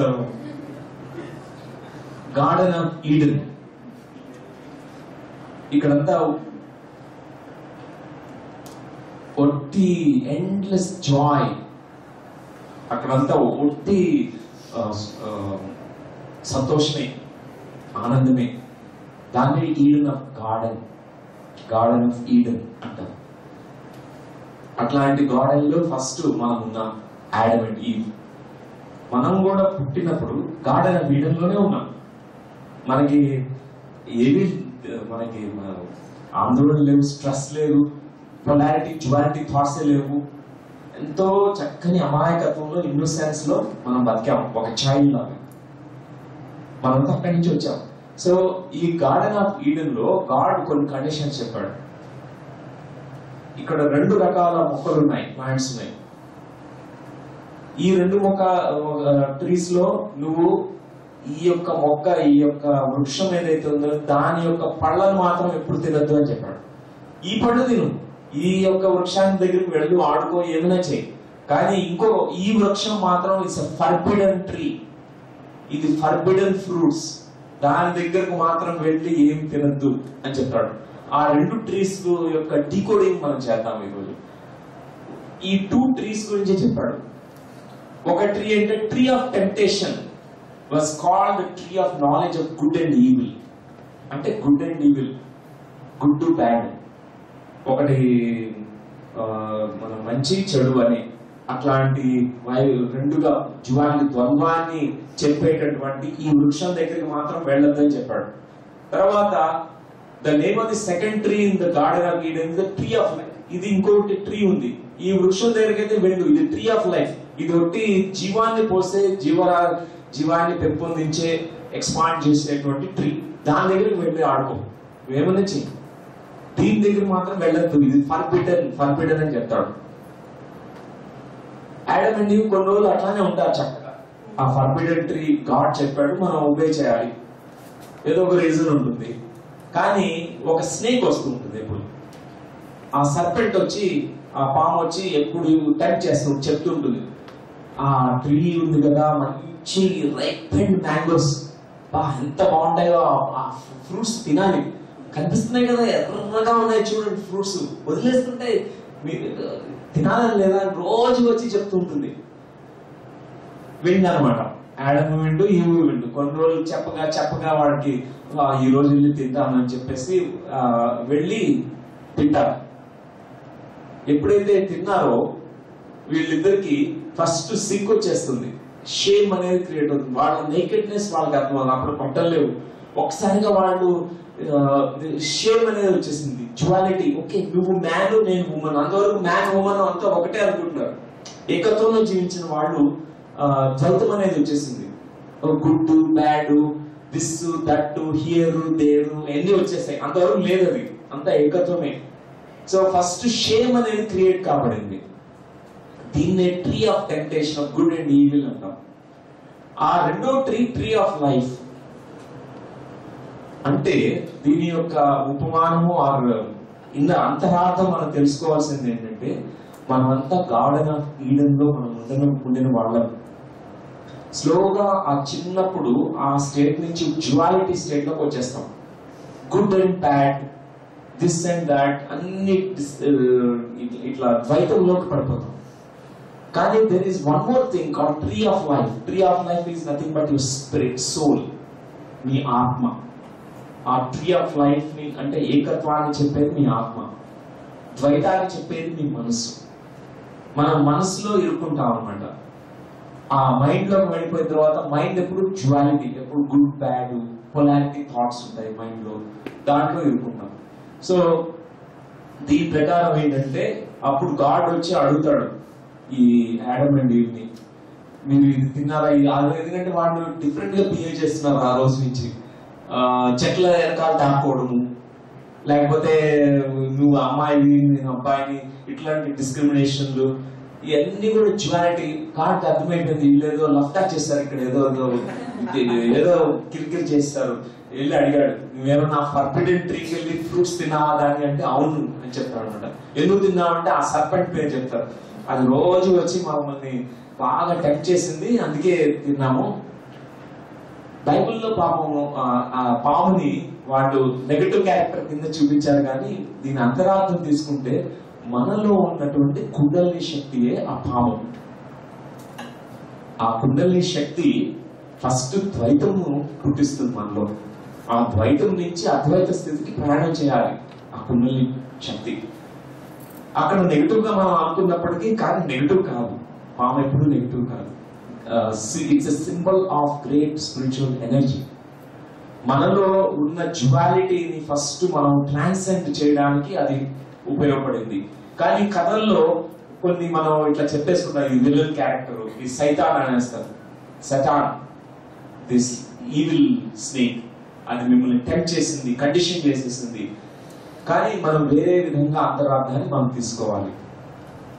సో గాడ్ వచ్చి అడిగిన తర్వాత వాళ్ళు చెప్తారు. అప్పుడు ఆయన చెప్తాడు, ఇప్పుడు నువ్వు మళ్ళా నువ్వు ఇక్కడ గార్డెన్ ఆఫ్ ఈడెన్ నుంచి అర్హత కోల్పోయారు ఇక్కడ జీవించడానికి, you have to go there, live there అని చెప్తాడు అనమాట. అంటే మీనింగ్ ఏంటంటే మనం కూడా డ్యువాలిటీలో ఇరుక్కున్నప్పుడు జడ్జిమెంట్స్ లోకి, క్రిటిసిజం లోకి, ఇంకా ఈ యొక్క దీంట్లో ట్రాప్ అవుతాం మనం. మన ఒరిజినల్ స్టేట్ ఏంటంటే ఏకత్వం, గాడ్లీ స్టేట్, హోలీ స్టేట్. ఆ స్టేట్ నుంచి మనం ఫాలెన్ ఏంజల్స్ లాంటి వాళ్ళం, పైనుంచి కింద పడ్డాం మనం. ఆ మంచి వైకుంఠం ఉండే ఆ స్థితి నుంచి స్నేక్ అండ్ ల్యాడర్ గేమ్ లో ఎట్లా మనం పైనుంచి కింద పడతామో అట్లా కింద పడిపోయాం. సో ఆ డ్యువాలిటీలో ఇరుక్కున్నాము. సో అప్పుడు మనం ఈ గార్డెన్ ఆఫ్ ఈడెన్ లో మనం అర్హత కోల్పోయాం. మళ్ళీ అర్హత తెప్పించుకోవాలి. ఆ డ్యువాలిటీలో ఉండి జీవిస్తూ దాన్ని ట్రాన్సెండ్ చేసి అర్థం చేసుకుని ఏకత్వాన్ని గుర్తించి మళ్ళా ఇక్కడికి రావాలన్నమాట. It's like coming back full circle to the garden of Eden. So this is the meaning of the story. మనలో ప్రతి ఆత్మలోనూ ఈ ఇన్ యాంగ్ ఎనర్జీ ఉంటుంది, యాడమ్ అండ్ ఈవ్ ఎనర్జీ ఉంటుంది. మన ప్రతి మేల్ లో ఫిమేల్ ఉంటుంది, ప్రతి ఫిమేల్ లో కూడా మేల్ ఉంటుంది. ఆ రెండిటి ఎనర్జీ సమ్మిళితం అవడమే. ఆ ఫస్ట్ రెండు డిఫరెంట్ గా ఉంటాయి, ఇదా పింగళ నాడులుగా ఉంటాయి. ఆ ఇదా పింగళ నాడులు కలిసి ఒక సుషుమ్న నాడిగా ఏర్పడి, ఆ సుషుమ్న నాడి అప్పుడు ప్రయాణం చేసి ఆ కుండలిని శక్తి మనం మళ్ళా గార్డెన్ ఆఫ్ ఈడెన్ అంటే నథింగ్ బట్ అవర్ సహస్రార, అది ఒరిజినల్ స్టేట్ కి రీచ్ కావాలి. ఫస్ట్ అక్కడే ఉన్నాం, అక్కడి నుంచి కిందకు పడిపోయి మూలాధారంలో ఉండిపోయాం, అక్కడ ఉండిపోయాం. ఇప్పుడు మళ్ళా ప్రయాణం చేసి మనం కాన్షియస్ జర్నీ అన్నమాట. అదే గార్డెన్ ఆఫ్ ఈడెన్ అంటే. ఏకత్వం ఎక్కడ ఉంటుందో అదే గార్డెన్ ఆఫ్ ఈడెన్. ఎక్కడైతే డ్యువాలిటీ ద్వంద్వంలో ఇరుక్కుని కొట్టుమిడతామో అదే నరకం అవుతుంది. గార్డెన్ ఆఫ్ ఈడెన్ నుంచి ఎవరైతే దూరంగా వెళ్ళిపోతారో వాళ్ళు హెల్ లో జీవిస్తున్నట్టు. There is a hell, there is a garden of Eden. Yes. అంటే పుట్టినప్పుడు మనం సహస్రార స్టేట్ లోనే ఉంటాం. Correct. సో కొన్నాళ్ళ మనసు అనే థింగ్ ఫామ్ అయిన తర్వాత మనం మన ఒరిజినల్ పడిపోతాం అంతే. సో ఇన్నర్ చైల్డ్ ఆ టాపిక్ ఇంకా మనం టచ్ చేయలేదు, అప్పుడు మనం ఇంకా డీటెయిల్ గా వెళ్ళచ్చు. Next class mostly doctor Lakshmi గారే తీసుకుంటారు. ఇన్నర్ చైల్డ్ ఆవిడ ఎప్పుడు ప్రతి ఇయర్ ఇన్నర్ చైల్డ్ ఆవిడే తీసుకుంటారు. సో ఆ టాపిక్ లో మనం ఒక చైల్డ్ యొక్క ఆ యొక్క అన్డిఫరెన్షియేటెడ్ స్టేట్ ఎట్లా ఉంటుంది చైల్డ్. అందుకే మనం భారతదేశంలో అందరి గాడ్స్ ని బాలుగా పెడతాం. బాల వినాయకుడు, బాల హనుమాను, మురుగన్, అయ్యప్ప స్వామి, వాళ్ళంతా బియాండ్ 15 years ఎప్పుడు ఉండరు, చిన్నగా చూపిస్తారు అనమాట. ఎందుకు? Because the God divinity is there in the child. Childhood లో మనం గార్డెన్ ఆఫ్ ఈడెన్ లో ఉన్నాం, అద్భుతంగా జీవించాం. Why we want to remember that is we have to remember our Garden of Eden. మనం మర్చిపోయాం గార్డెన్ ఆఫ్ ఈడెన్ అంటే ఏకత్వంలో ఉండే మనం ఆ స్థితి మర్చిపోయాం. ప్రతి ధ్యానంలో కూడా మనం చేస్తున్నప్పుడు we are becoming as innocent as a child. ఒక చైల్డ్ యొక్క ఇన్నోసెన్స్ లో మనం వెళ్తాం ధ్యానంలో. అప్పుడు child of Buddha is born within us. మనలో చైల్డ్ ఆఫ్ బుద్ధ పుడతాడు. ఫస్ట్ ధ్యానం ఎప్పుడైతే కూర్చుంటామో అహంకారం నశించి మనం జీరో స్టేట్ కి వెళ్ళగలుగుతామో అప్పుడు మనలో ఫస్ట్ చైల్డ్ బుద్ధ, మనలో ఉండే ఇన్హరెంట్ బుద్ధ పుట్టడం స్టార్ట్ చేస్తారు. ఆ బుద్ధాహుడ్ స్లోగా పెరిగి శాస్త్రాలలో వస్తాడనమాట. బుద్ధాహుడ్ ఇది ఓపెన్ అవుతుంది అప్పుడు. సో ఈ స్టోరీ నుంచి మనం తెలుసుకోవాల్సింది ఇది. మనం అందరం కూడా మన ప్రయత్నం అంతా కూడా to complete this cycle. We have gone far away from the Garden of Eden. ఒక నరకం కూపంలోకి ఇరుక్కున్నట్టుగా అనిపిస్తుంటుంది మన జీవితం. అన్ని బాధలుగానే ఉంటాయి. కానీ ఆ గార్డెన్ ఆఫ్ ఈడెన్ స్టేట్ మనం రీచ్ కావాలి, మళ్ళీ బ్యాక్ రావాలి కాన్షియస్ గా. మనకి ఆ స్టేట్ ఏంటో మనకు తెలుసు, ఆల్రెడీ ఎక్స్పీరియన్స్ అయ్యాం కాబట్టి. సో ఇంకొక స్టోరీ బైబిల్లో, కొన్ని స్టోరీస్ మనం చెప్పుకుందాం. Story of Noah and the great flood. ఇప్పుడు ఆడమ్ అండ్ ఈవ్ వాళ్ళు గాడ్ చెప్పినట్టుగా జీవిస్తూ వాళ్ళ నుంచి ఎంతో మంది పుడతారు, ఎంతో మంది వాళ్ళ మనములు మనవలు ఇంకా గ్రేట్ గ్రాండ్ చిల్డ్రన్, పెద్ద క్రియేషన్ అన్నమాట. వాళ్ళు ప్రొలిఫరేట్ చేస్తూ ఉంటారు ఎన్నో దేశాల్లో, ఎన్నో అట్లా. ఫస్ట్ లో ఐ థింక్ చాలా తక్కువ మంది ఉండేవాళ్ళు. ఇప్పుడు పాపులేషన్ ఎంతండి? 10 billions or 9 billions to 10 billions population ఇప్పుడు. అంటే చూడండి ఎంత యాడమ్ అండ్ ఈవ్ ఇద్దరు ఎంత మందిని పుట్టించారు చూడండి. మనం ఆయన యాన్సెస్టర్, మన పూర్వీకులు. సో గాడ్ చెప్తాడు, మీరు కానీ గార్డెన్ ఆఫ్ ఈడెన్ మళ్ళా రావాలంటే అలా సంపాదించుకోవాలి. మీరు you have to gain your through your own awareness. You have to realize the oneness. మీరు ఎంత మల్టిప్లై అయిపోతున్నారు, కానీ మీరు దానివల్ల కొట్టుకుంటారు కూడా. డెఫినెట్లీ ఇంట్లోనే తగాదాలు వస్తాయి బిట్వీన్ బ్రదర్స్ సిస్టర్స్, ఇంట్లోనే కొట్టుకుని ఉంటారు. ఇంకా బయట కంట్రీస్ మధ్యన ఏంటి ఇంకా భయంకరంగా కొట్టుకుంటారు. కానీ మీ యొక్క ఛాలెంజ్ ఏంటంటే మీరు ఏకత్వాన్ని గుర్తుపెట్టుకోవాలి. మీరు అంత వైవిధ్యంలో ఉంటారు, అన్ని డిఫరెంట్, కానీ still you have to remember the unity consciousness. అది ఛాలెంజ్. కానీ వినకుండా అంతా వాడు ఇష్టం వచ్చినట్టుగా చేస్తుంటే వాంట్ చేస్తాడు. ఆ మూల చైతన్యం వాంట్ చేస్తుంది. ఇప్పుడు మీరు ఇట్లానే కొనసాగితే ఇక ఒక పెద్ద ప్రళయం వస్తుంది, ఒక పెద్ద ఫ్లడ్ వస్తుంది. కానీ మూల చైతన్యానికి సృష్టి అంతా జీరో అయిపోవడం ఇష్టం లేదు, సృష్టి అంతా మళ్ళా విలీనం కావడం ఇష్టం లేదు. మూల చైతన్యం చెప్తుంది, మీరు ఇప్పుడు నోవా అనే ఒక గొప్ప మిస్టిక్, ఆయన గొప్ప మాస్టర్, ఆయన ఒక్కడే చక్కగా ఈ పారడైజ్ లో ఉంటున్నాడు అనమాట. ఆయన సెల్ఫ్ రియలైజ్డ్ మాస్టర్. ఆయనకి చెప్తుంది మూల చైతన్యం నుంచి ఇండికేషన్స్ వెళ్తాయి, నువ్వు ఇప్పుడు ప్రిపేర్ చేయి, ఒక పెద్ద షిప్ ని నువ్వు బిల్డ్ చేయాలి. ఆ పెద్ద పడవలో అన్ని జీవరాశిని కొన్ని కొన్ని నువ్వు దాంట్లో ఎక్కించు. దాని తర్వాత ఏది మిస్ చేయకూడదు, బర్డ్స్, యానిమల్స్, ప్లాంట్స్, సీడ్స్, అన్ని గ్రేప్స్, అన్ని సీడ్స్ ని. ఎందుకంటే ఒక పెద్ద ప్రళయం, ఈ ప్రళయంలో అంతా మునిగిపోతుంది. నువ్వు ఎంతమంది మనుషులు ఏంటంటే అందరు ఎక్కించుకో ఆ షిప్ లో. అందరికి చెప్తాడు నోవా, అందరు రండి షిప్ లో మనం వెళ్ళాలి, లేకపోతే ఇది వచ్చేసిందంటే ఎవరు వినలేదు. వాళ్ళంతా వీడు మూర్ఖుడు, వీడు ఏదో చెప్తున్నాడు అని చెప్పి వినలేదు. మోస్ట్ ఆఫ్ ది మిస్టేక్స్ ని ప్రపంచం ఏమనుకుంటుందంటే పిచ్చివాడాలని అనుకుంటుంది. కానీ మిస్టేక్స్ గొప్ప మాస్టర్స్, గొప్ప కంపాషనేట్ మాస్టర్స్ వాళ్ళంతా కూడా. ఇదంతా 4 warnings.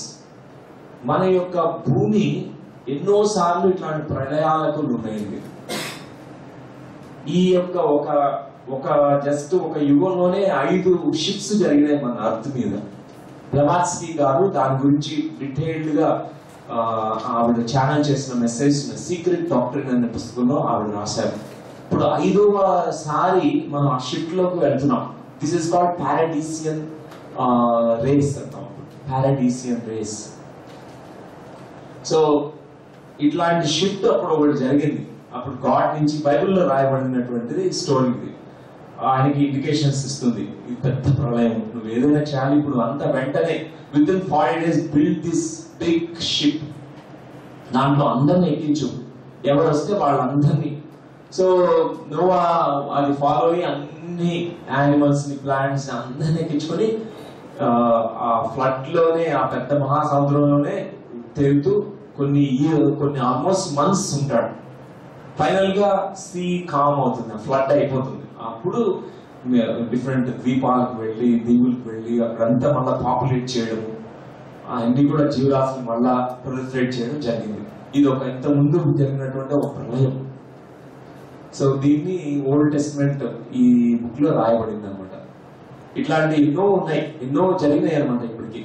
ఇప్పుడు మనం ఇండియాలో మనం ద్వాపర యుగము, కలియుగము, ఈ సత్యయుగము, త్రేతాయుగం, ఇవన్నీ మనం అనుకున్నట్టుగా ఎన్ని నథింగ్ బట్ ట్రాన్సిషన్ మూమెంట్స్. ద్వాపర యుగానికి కలియుగానికి ఆ సంధిలో ఒక పెద్ద షిఫ్ట్ జరుగుతుంది. అప్పుడు కూడా అంతే, ఒక వాష్అవుట్ జరిగిపోతుంది అర్త్ మీద. సో ఈ స్టోరీ నుంచి మనం ఏం నేర్చుకోవాలంటే, మనం పర్సనల్ గా మనం నేర్చుకోవాల్సింది, మనము ఈ ఏకత్వాన్ని నుంచి బయటకు వచ్చేసాము. ఎప్పుడు ఇట్లా కాన్ఫ్లిక్టింగ్ డ్యువాలిటీలో బతుకుతుంటే మనం ఒకనొక రోజున we end up in so many conflicts, not only within yourself but with everyone. అందరితో మనం ఫైటింగ్ చేస్తాం, అందరితో ఈ విభేదాలు వచ్చి మనం ఇంకా విడిపోతాం. అది ఒక మహాప్రళయాన్ని క్రియేట్ చేస్తుంది. మనకుండే న్యూక్లియర్ వెపనరీతో ఒక జస్ట్ అమెరికా నుంచి ఒక జస్ట్ న్యూక్లియర్ బాంబ్ వేస్తే చాలు, వరల్డ్ విల్ బి స్మాష్డ్. మనం డెవలప్మెంట్ అని అనుకుంటాం, కానీ ఎంత మనీ ఈ మిలిటరీ కోసంగా, ఆర్మ్స్ కోసంగా, న్యూక్లియర్ వెపనరీ కోసంగా మనం స్పెండ్ చేస్తున్నాం అంటే almost for thousands of years మనం అంత భూమి మీద ఎంత హాయిగా బతకచ్చు. అందరూ కూడా ఈ ప్రిన్సిపల్ ఆఫ్ యూనిటీ కాన్షియస్నెస్ గురించి అర్థం చేసుకుంటే ఎంత మనీని మనం వేస్ట్ చేస్తున్నాం అంటే దీనికోసంగా, ఈ బాంబుల తయారీ కోసంగా, న్యూక్లియర్ వెపన్స్ కోసంగా. సో దీని నుంచి మనం అది నేర్చుకోవాలి. ఏకత్వంలో ఉంటే ఎట్లాంటి జరిగినా కూడా మనం వాటిని ఈజీగా ఓవర్కమ్ చేస్తాం. ఇది ఈ స్టోరీ నుంచి మనం నేర్చుకోవాల్సింది. ఏకత్వాన్ని నుంచి భిన్నత్వానికి వచ్చాం, భిన్నత్వాన్ని నుంచి మనం ఏకత్వంలోకి వెళ్ళాలి మనం. సో జీసస్ క్రైస్ట్ గారు ఆయన పేరు నుంచే కొన్ని ఆ వర్డ్స్ మనం తీసుకుని మనం ఒక నెమోనిక్ ఫామ్ చేసుకున్నాం, దాన్ని మనం చెప్పుకున్నాం.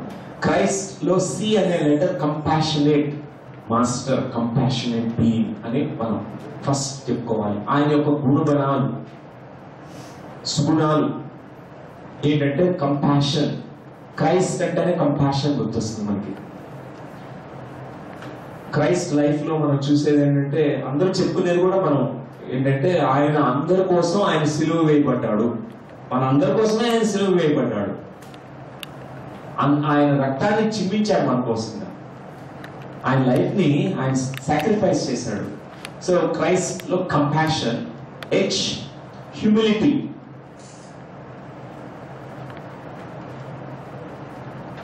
హ్యూమిలిటీ అంటే అహంకార రాహిత్యం. అహంకారం అనేది లేకుండా ఉండడం అనే ఒక పెద్ద గుణం, మహాగుణం. అది ఒక మాస్టర్లో ఉండాల్సిన గుణం, హ్యూమిలిటీ, నిరాడంబరత, హంబుల్నెస్ అండ్ హ్యూమిలిటీ. నిరాడంబరత, ఎంతో సింపుల్ గా ఉంటారు Christ master. Simplicity is the characteristic feature of a master. Humility is the great feature of a master. So humility. R, rebellious, negative sense లో కాదు, రిబెలియస్ అంటే విప్లవాత్మకమైనటువంటి భావాలు కలిగిన వాడు.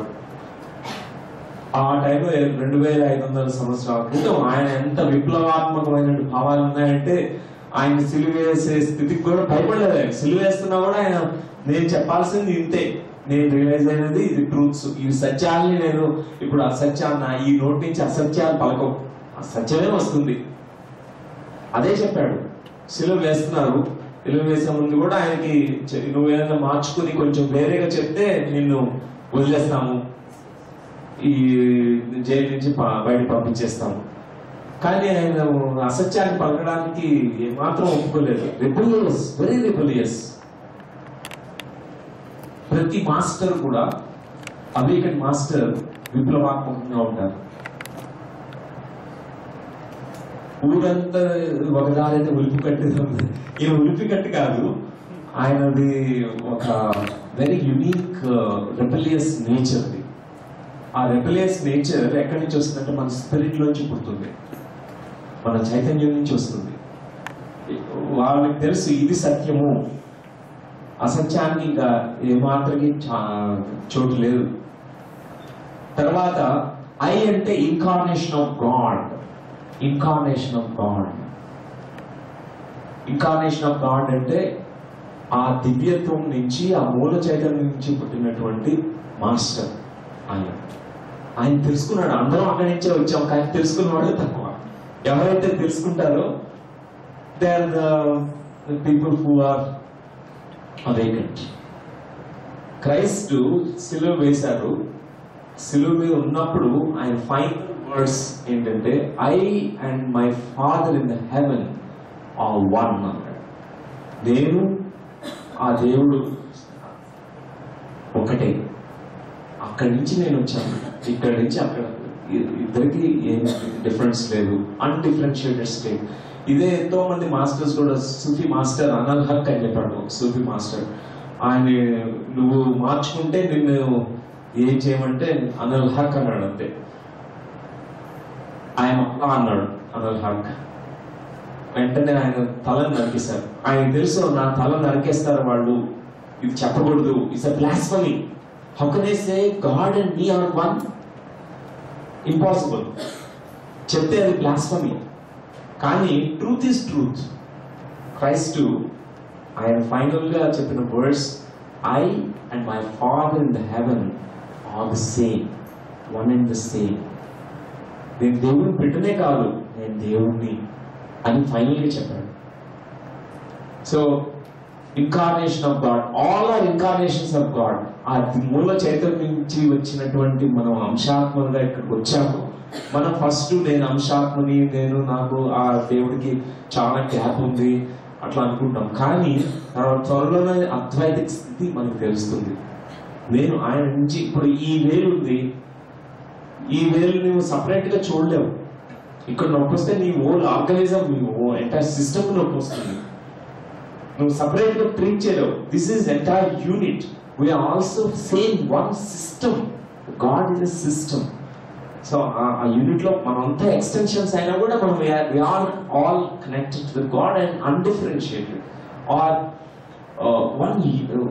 వన్ ఎక్స్టెన్షన్ అంతే మనమంతా కూడా. We are the same. And S అంటే సర్వీస్, సేవ. క్రైస్ట్ లో ఉండేది సేవాభావం. ఆ సేవాభావము ఏ హిడెన్ మోటివేషన్స్ నుంచి వచ్చింది కాదు. నాకు బాగా పేరు వస్తుంది, నన్ను అందరూ రిలీజియస్ లీడర్ గా నన్ను ఎలక్ట్ చేస్తారు, అందుకు నేను సేవ చేస్తానని కాదు. పాలిటిషియన్స్ కూడా సేవ చేస్తారు వెళ్ళి గ్రామాలకి వాళ్ళకి వెళ్ళి, కానీ వాళ్ళకు ఒక హిడెన్ మోటివేషన్ ఉంటుంది. ఇది అందరూ నా ఓట్లు వేయాలి, నన్ను ఒక మంత్రి పదవి ఇవ్వాలి, అది ఉంటుంది. ఈయనకి అదేం లేవు. ఆయన సేవ చేశాడు ప్రపంచానికంతా, కానీ ఎందుకు, ఏ మోటివేషన్ తో చేశాడు? అందరూ ఇండ్లకు వెళ్ళి వాళ్ళకి జబ్బులు ఉంటే వెళ్ళి కంపాషనేట్ గా మాట్లాడేవాడు, అంతా కూర్చొని సేవ చేశాడు. ఏ మోటివేషన్ తో చేశాడు? నిష్కామ కర్మ, కర్మ ఫలం త్యాగం చేసి చేశాడు అంతా కూడా. అది ఒక గొప్ప మాస్టర్కే వీలవుతుంది. That is what is Christ. Christ is service, is selfless service, selfless service. తర్వాత టీ అంటే ట్రూత్. ట్రూత్ లో ఆర్ యు రూత్ ఉంది చూడండి. Truth is always ruthless. Truth కాకరకాయ లాంటిది అనమాట. సత్యం ఎప్పుడు కాకరకాయ అంటాం, అంత బిట్టర్గా ఉంటుంది అంతే. అసత్యాన్ని మనం ట్రూత్ కింద ప్రెజెంట్ చేయొచ్చు. దానికి కొంచెం చాక్లెట్, కొంచెం స్వీట్, హనీని కలిపేసి కొంచెం అట్లా చేసి చెప్పచ్చు. కానీ ట్రూత్ ఈజ్ ఆల్వేస్ బిట్టర్. ఒక మాస్టర్ నుంచి ట్రూత్ వెళ్ళినప్పుడు అందరిలో ఒక ప్రకంపనాన్ని మొదలుంటాయి. జీసస్ క్రైస్ట్ 2500 సంవత్సరాల క్రితం ఆయన చెప్పిన సత్యాలు అందరిలో ఒక భయాన్ని, అర్థమేకి తెప్పించింది. ప్రకంపనాలు వచ్చాయి, ఎందుకంటే ఆయన was speaking the truth. This is what Christ consciousness is: compassionate, humility, rebelliousness, incarnation of God, service and truth. Sir? Yes. Jesus Christ చెప్పిన ట్రూత్స్ మామూలుగా చెప్పకుండా ఆ యొక్క నాటకం ఎందుకు వాడాల్సి వచ్చిందంటే క్రూసిఫికేషన్ అనే థింక్ని why he has created that kind of theology, అంటే విప్లవాత్మక థింక్ని ఫర్ ఎవర్ గుర్తించడానిక, అంటే ఎక్కువ నాడు ఉండిపోవడానిక, లేకపోతే why? Yes, that's part of the design, the Christ life, that coming ages లో 2500 సంవత్సరాల తర్వాత కూడా ఆయన యొక్క సందేశము అందరిలో ఆ జ్ఞానం వెళ్ళాలంటే ఇది వెరీ ఇంపార్టెంట్. ఆయన కంపాషన్ ని ఆ సిలువ మీద కూడా డెమాన్స్ట్రేట్ చేశాడు. హైయెస్ట్ లెవెల్స్ ఆఫ్ కంపాషన్ ని, ఆ ప్రేమని. అది మామూలుగా చనిపోతూ కూడా అది డెమాన్స్ట్రేట్ చేశాడు. కాబట్టి ఇప్పటికీ మనం క్రైస్ట్ గురించి మనం గుర్తుపెట్టుకుంటాం. ఆ మూమెంట్ లో కూడా ఆయన చెప్పాడు, forgive them, they know not what they are doing. వాళ్ళని కూడా క్షమించు దేవుడా, వాళ్ళు ఏం చేస్తున్నారో వాళ్ళకి తెలియట్లేదు. జీసస్ క్రైస్ట్ తో పాటు వాళ్ళ అపోజిల్స్ అందరినీ సిలువ వేశారు, శిష్యులు అందరినీ కూడా. అప్పుడు క్రైస్ట్ అందరినీ ఫర్గివ్నెస్ కోసం అడిగాడు. వాళ్ళకి తెలియట్లేదు ఏం చేస్తున్నాడు. ఆ డిజైన్ ఆయన తీసుకున్న ఆ డిజైన్ ద్వారా చూడండి, క్రైస్ట్ ఆ టైంలో ఆయనకి ఎవరు లేరు ఫాలోవర్స్, కానీ ఇప్పుడు చూడండి వరల్డ్ లో half the population is followers of the Christ. Not real teachings తెలీదు, అట్లీస్ట్ చర్చికి వెళ్ళేవాడు ఉన్నారు, అట్లీస్ట్ క్రైస్ట్ కంపాషన్ గురించి అట్లీస్ట్ తెలిసిన వాడు ఉన్నారు. కానీ చూడండి ఆ డిజైన్ ఇది జరగకుంటే, ఒక జూడాస్ లేకపోతే క్రైస్ట్ బయటకు వచ్చేవాడు కాదు. ఒక హీరో ప్రొజెక్ట్ చేయడానికి సినిమా డైరెక్టర్ తెలుసు, అక్కడ విలన్ పెట్టాలి. ఎంత స్ట్రాంగ్ విలన్ క్యారెక్టర్ క్రియేట్ అయితే అంత స్ట్రాంగ్ హీరో బయటకు వస్తాడు. ఇక్కడ ఆ సినిమాలో ఒట్టి హీరో ఉంటే బాగుండదు, హీరోతో పాటు విలన్ కూడా ఉండాలి. రాముడికి రావణాసురుడు ఉన్నాడు కాబట్టి అక్కడ ఆయన హీరోయిజం బయటకు వచ్చింది. సో ప్రతి మాస్టర్, ప్రతి దగ్గర మనం చూస్తే ఈ ఎలిమెంట్స్ ఉంటాయి. అదే ఇది భూమండలం డ్యువాలిటీ, ద్వంద్వాలు ఉన్నటువంటి ఇక్కడ. కాబట్టి న్యాచురల్. ఈ క్రైస్ట్ డిజైన్ లో కూడా అంతే. ఆ క్రూసిఫిక్షన్ అనేది ఒక గొప్ప ఎలిమెంట్. దాన్ని మనం తీసుకోవాల్సింది ఎట్లా విధంగా అంటే, మన పర్సనల్ విషయంలో మెసేజ్ ఏంటంటే, క్రూసిఫిక్షన్ అంటే మనం మన యొక్క గతానికి క్రూసిఫై చేసుకోవాలి మనల్ని. అండ్ క్రైస్ట్ రిసరెక్షన్ అంటే కొత్తగా రిసరెక్ట్ కావాలి. క్రూసిఫిక్షన్ అంటే క్రూసిఫై, మనల్ని మనం సిలువ వేసుకోవడం అంటే మన గతాల నుంచి మనం బయటకు వచ్చేసి మనలో ఉన్న highest levels of compassion Christ లాగా బయటకు తీసుకురావడం. రిసరెక్షన్ అంటే మళ్ళా మనం కొత్తగా మళ్ళా బయటకు రావాలి, నూతనంగా. So that is the message from crucifixion. That's the design. 5 minutes తర్వాత break. Right, thank you. So will go to the next. Birth of the Christ. ఒక్కసారి అందరు మాస్టర్స్ యొక్క బర్త్ ని మనం ఒకసారి చూద్దాం. అందరు మాస్టర్స్ ఎంత డిఫరెంట్ గా పుట్టిన వాళ్ళే. జైల్లో పుట్టిన వాడు, కృష్ణుడు జైల్లో పుట్టాడు. ఆయనకి ఎంత బర్త్ డ్రామా ఉన్నాడో, ఎంత కష్టపడ్డాడు. కానీ దే ఆర్ బాండ్ ఎన్లైటెడ్, ఈ మాస్టర్స్ అంతా కూడా. అందుకే వాళ్ళ బర్త్ డ్రామా ఎప్పుడు క్యారీ చేయలేదు. సో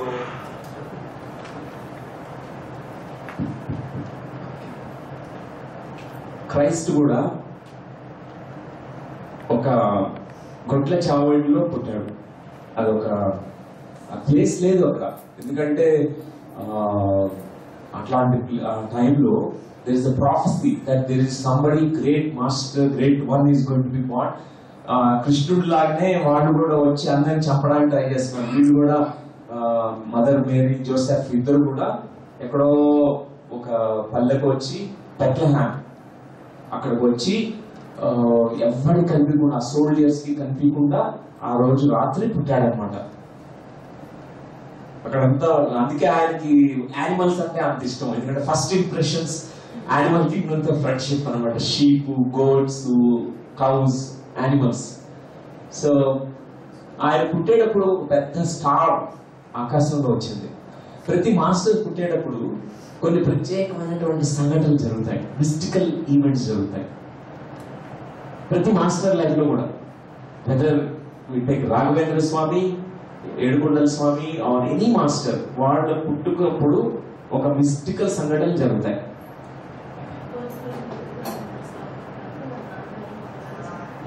పూతులూరి వీరబ్రహ్మేంద్ర స్వామి గారి వాళ్ళ మదర్, ఫాదర్ చనిపోయారు ఇద్దరు కూడా. అది కూడా ప్రత్యేకమైన సంఘటన, దానికి కూడా మీనింగ్ ఉంటుంది. సో ఇట్లా బ్యాడ్ గా మనం ఇక్కడి నుంచి బ్యాడ్ అనుకుంటాము, అది బ్యాడ్ అక్కడి నుంచి బ్యాడ్ కాదనమాట. దానికి ఒక వేరే హయ్యర్ మీనింగ్ ఉంటుంది. మనం ఎప్పుడు హయ్యర్ మీనింగ్ తీసుకోవాలి. ఇక్కడి నుంచి చూస్తే ఆ పిల్లవాడు ఎంత వ్యవచన ఉంటాడో, ఎంత బాధపడి ఉంటాడో వాళ్ళ తల్లిదండ్రులని పోగొట్టుకోవడానికి. ఇక్కడ క్రైస్ట్ కూడా అట్లాంటి సిచ్యువేషన్స్ లో పుట్టాడు. ఎంత టఫ్ సిచ్యువేషన్స్ లో చూడండి, ఫ్రీడమ్ లేదు అప్పుడు. ఆ టైంలో మనకన్నా ఇట్లా అన్ని అట్లీస్ట్ 4 walls అట్లా ఉన్నాయి. ఆ టైంలో చూడండి 2500 years back, no electricity, no phones, no mobile phones. ఒకళ్ళనొకళ్ళు మాట్లాడాలంటే కొన్ని గంటలు నడిచి వాళ్ళతో మాట్లాడాలన్నమాట, అంత కలవాలంటే. అట్లాంటి సిచ్యువేషన్. ఆయన పుట్టేటప్పుడు ఒక స్టార్ వచ్చింది. స్టార్ రావడమే కాదు, నలుదిక్కుల నుంచి మెసెంజర్స్ వచ్చారు కొంతమంది. వాళ్ళకి తెలుసు ఒక గొప్ప మాస్టర్ ఇక్కడ పుడుతున్నాడని వాళ్ళకి సందేశాలు వచ్చాయి. 4 దిక్కుల నుంచి వాళ్ళు వచ్చి క్రైస్ట్ జన్మించాడు అప్పుడు కరెక్ట్ గా చేరుకున్నారు. ఆ టైంలో చూశారు, ఆ స్టార్ చూశారు పైన, ఆ ఇంటి పైన ఆ స్టార్ వెలుగుతూ ఉంది. ప్రతి ఒక్కళ్ళ యొక్క జీవితం జన్మలో అదే జరుగుతుంది. ఒక ప్లానెటరీ కాన్స్టలేషన్ బట్టి మనం ఇక్కడ జన్మ తీసుకుంటున్నాం. మనం తీసుకున్నప్పుడు కూడా అందరూ గమనిస్తే అది బర్త్ డ్రామా ఉండదు. మనం అది ఎక్కువ వాల్యూ ఇచ్చాం కాబట్టి బర్త్ డ్రామా, మనకి unworthiness, shame, guilt, abandon feeling అవన్నీ మనం తీసుకున్నామంట. కానీ those who are born consciously they don't take it. వాళ్ళకి అదన్నీ తీసుకోరు. వాళ్ళు ఇంకొక కొన్ని సైన్స్ వస్తాయి. ప్రతి ఒక్కరు పుట్టినప్పుడు ఏంజల్స్ వస్తారు, గైడ్స్ మన పక్కన ఉంటారు వాళ్ళు. సో నేను ఫస్ట్ చిన్నప్పుడు పుట్టినప్పుడు నేను అనుకున్నాను, మా మదర్ చాలా సూసైడల్ టెండెన్సీ ఉంది, మా మదర్ డిప్రెషన్ లో ఉంది, ఇంట్లో పరిస్థితులు అంతా ఎప్పుడు కలహాలు ఉండేవి, చాలా సాడ్ గా పుట్టా అనుకున్నాను. కానీ నేను మెడిటేషన్ లో ఒక విషయం చూశాను. ఆ విషయం ఏంటంటే, నేను పుట్టినప్పుడు ఫుల్ ఆఫ్ బేబీ ఏంజల్స్ నా చుట్టూరా వచ్చి నన్ను ఆడిపిస్తున్నాయి. ఆ బేబీ ఏంజల్స్ వచ్చి, కొన్ని బేబీ ఏంజల్స్ నా చీక్స్ ఇట్లా ఇట్లా అనడము, నన్ను నవ్వించడానికి ట్రై చేయడము, నన్ను ఆనందంగా పెట్టడానికి. ఎంత అద్భుతంగా అనిపించిందంటే, అందరు పుట్టుగా అంతే. ప్రతి జీవాత్మ జీవుడు ఇక్కడ ఈ ప్రవేశం చేసినప్పుడు మాస్టర్స్, ఆ ఏంజలిక్ బీయింగ్స్ వచ్చి మా చుట్టూరా they give us a great safe feeling, compassion. It's a great beginning కాబట్టి ఈ లైఫ్ టైంలో. సో క్రైస్ట్ లైఫ్ లో అయితే ఇటు ఫిజికల్ సైన్స్ చాలా వచ్చాయన్నమాట. ఈ ఎంతో మంది రావడము, ఆ టైంలో ఆయన పుట్టడంతోనే ఆయన గొప్ప మాస్టర్ గా.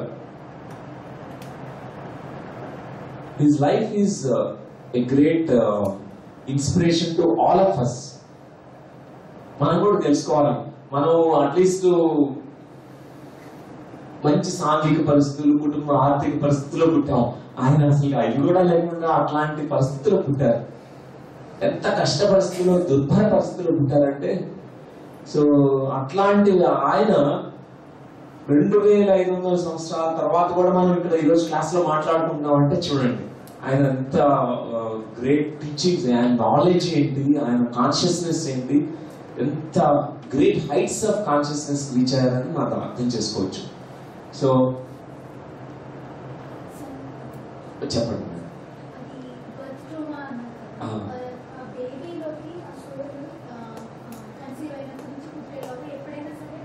ఎంటర్ కావచ్చు. సో నేను కొంతమంది చూసాను, చాలా నెగిటివ్ పరిస్థితుల్లో పుట్టారు. చాలా ట్రోమా వాళ్ళకి ఉంటది అని నేను అనుకున్నాను వాళ్ళ పరిస్థితులన్నీ చూసి. కానీ ఆ బేబీస్ చాలా డిఫరెంట్ గా ఉన్నారు. ఆ ట్రోమా ఏమీ లేదు. అంటే ఆ లాస్ట్ మూమెంట్ లో ఆ బర్త్ లో ఆ బేబీ ఎంటర్ అయిన వాళ్ళకి ఆ ట్రోమా రాదా? సో అట్లా కూడా కాదు. కొంతమంది గ్రేట్ అడ్వాన్స్ బీయింగ్స్ అయితే ఆత్మ చైతన్య స్థాయిలు ఆల్రెడీ గత జన్మలో చాలా హై లెవెల్లో ఉండే వాళ్ళకి ఈ బర్త్ డ్రామాలో పుట్టినప్పటికీ వాళ్ళు దాన్ని అక్కడే విలీనం చేస్తారు అనమాట, అది తీసుకోరు. కొంతమంది వాళ్ళు తల్లిదండ్రులు కానీ మంచి వైబ్రేషన్ ఆఫ్ లవ్, ప్రేమని పంచితే మాత్రం inspire of all the challenges అదే తీసుకుంటారు.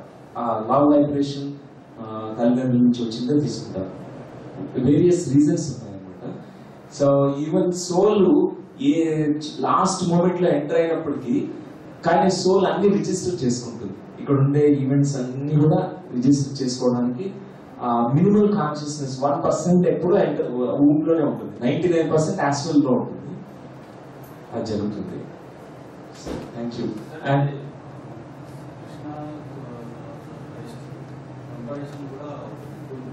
రైట్, దీంట్లో Krishna Bhagavad Gita essence of teachings, Bible essence of teachings. కృష్ణలో ఎసెన్స్ ఆఫ్ టీచింగ్స్లో ఫస్ట్ ఫార్మోస్ట్ ఇది ఆత్మ మళ్ళీ పుడుతుంది, మళ్ళీ తీసుకుంటుంది. అంటే ఒక జైన్ Right. ఎక్కువ డెప్త్గా ఉంది కంపారిటివ్. సో ఇంకా ఏంటంటే ఈ choose to die teaching. But here ఏంటంటే బికాస్ ఆఫ్ స్పిరిచువల్ స్ట్రెంత్ ఈయన ఇంకా ఎక్కువ స్ట్రాంగ్ అయిపోయి హౌ సైంటిస్ట్ ఆఫ్ లైఫ్ చేశారు. దాన్ని కూడా కొన్ని డిస్టార్షన్స్ జరిగాయన్నమాట. కృష్ణుడు రీఇన్కార్నేషన్, పునర్జన్మ గురించి, కర్మ సిద్ధాంతం గురించి భగవద్గీతలో అన్ని చెప్పారు. క్రైస్ట్ కూడా చెప్పారు, కానీ ఓల్డ్ టెస్ట్మెంట్ నుంచి డిలీట్ చేసేస్తారు. ఆ తర్వాత జనరేషన్ క్రైస్ట్ అయిపోయిన తర్వాత 400 సంవత్సరాల తర్వాత ఏం చేశారంటే వీళ్ళంతా కూడా ఒక మీటింగ్ పెట్టుకుని రీఇన్కార్నేషన్ ని డిలీట్ చేస్తారు, పునర్జన్మ సిద్ధాంతం తీసేశారు. ఎందుకంటే ఒక రిలీజియన్ ఫార్మ్ చేసి కంట్రోల్ చేయడానికి, ఒక అథారిటీ దాని మీద తీసుకురావడానికి వేరియస్ రీజన్స్ వాళ్ళు అది కొన్ని డిస్టార్ట్ చేయడం జరిగింది అనమాట. టీచింగ్స్, ఒరిజినల్ టీచింగ్స్ అది క్రైస్ట్ లేవు. కానీ క్రైస్ట్, కృష్ణ వాళ్ళు ప్రెజెంట్ చేసిన knowledge almost similar. Krishna view point మనం ఇన్కంపారబుల్ అనే చెప్పాలి. ఇద్దరు వ్యూ పాయింట్స్ ని మనం తీసుకోవాలి, ఈక్వల్ గా తీసుకోవాలి. ఎందుకంటే ఇద్దరు కూడా గొప్ప మాస్టర్స్.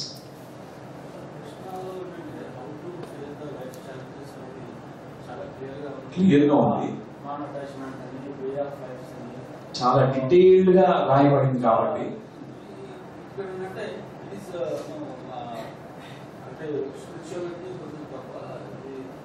అట్లా అని కూడా మనం చెప్పలేము. అంతే. సో అప్పుడు ఉండే సాంఘిక పరిస్థితులు, పీపుల్, అవన్నీ కూడా వేరియస్ రీజన్స్ ఉంటాయి. ఎందుకంటే ఆ పారామీటర్స్ తీసుకుని మన ఇద్దరిని కంపేర్ చేయలేము అనమాట. క్రైస్ట్ గొప్ప, కృష్ణుడు గొప్ప, ఆ మహమ్మద్ ప్రవక్త ఉంటారు. నేను చెప్పడం ఏంటంటే అందరు మాస్టర్స్ గొప్పే. Rose is rose, lotus is lotus, jasmine is jasmine. Incomparable. వాళ్ళ నుంచి తీసుకున్న యూనిక్నెస్ మనం తీసుకోవాలి. Christ energy is different from Krishna's energy and Buddha's energy. ఎందుకంటే ఒక్కొక్కళ్ళు ఒక్కొక్క జెమ్స్, ఇన్కంపారబుల్ సార్. అందుకే వాళ్ళని యాజ్ ఇట్ ఈస్ వాళ్ళ టీచింగ్స్, వాళ్ళ నాలెడ్జ్, ఆ మాస్టర్ యొక్క వైబ్రేషన్, అదే ఆ ఫ్రీక్వెన్సీ తీసుకోవాలి మనం. అంతే.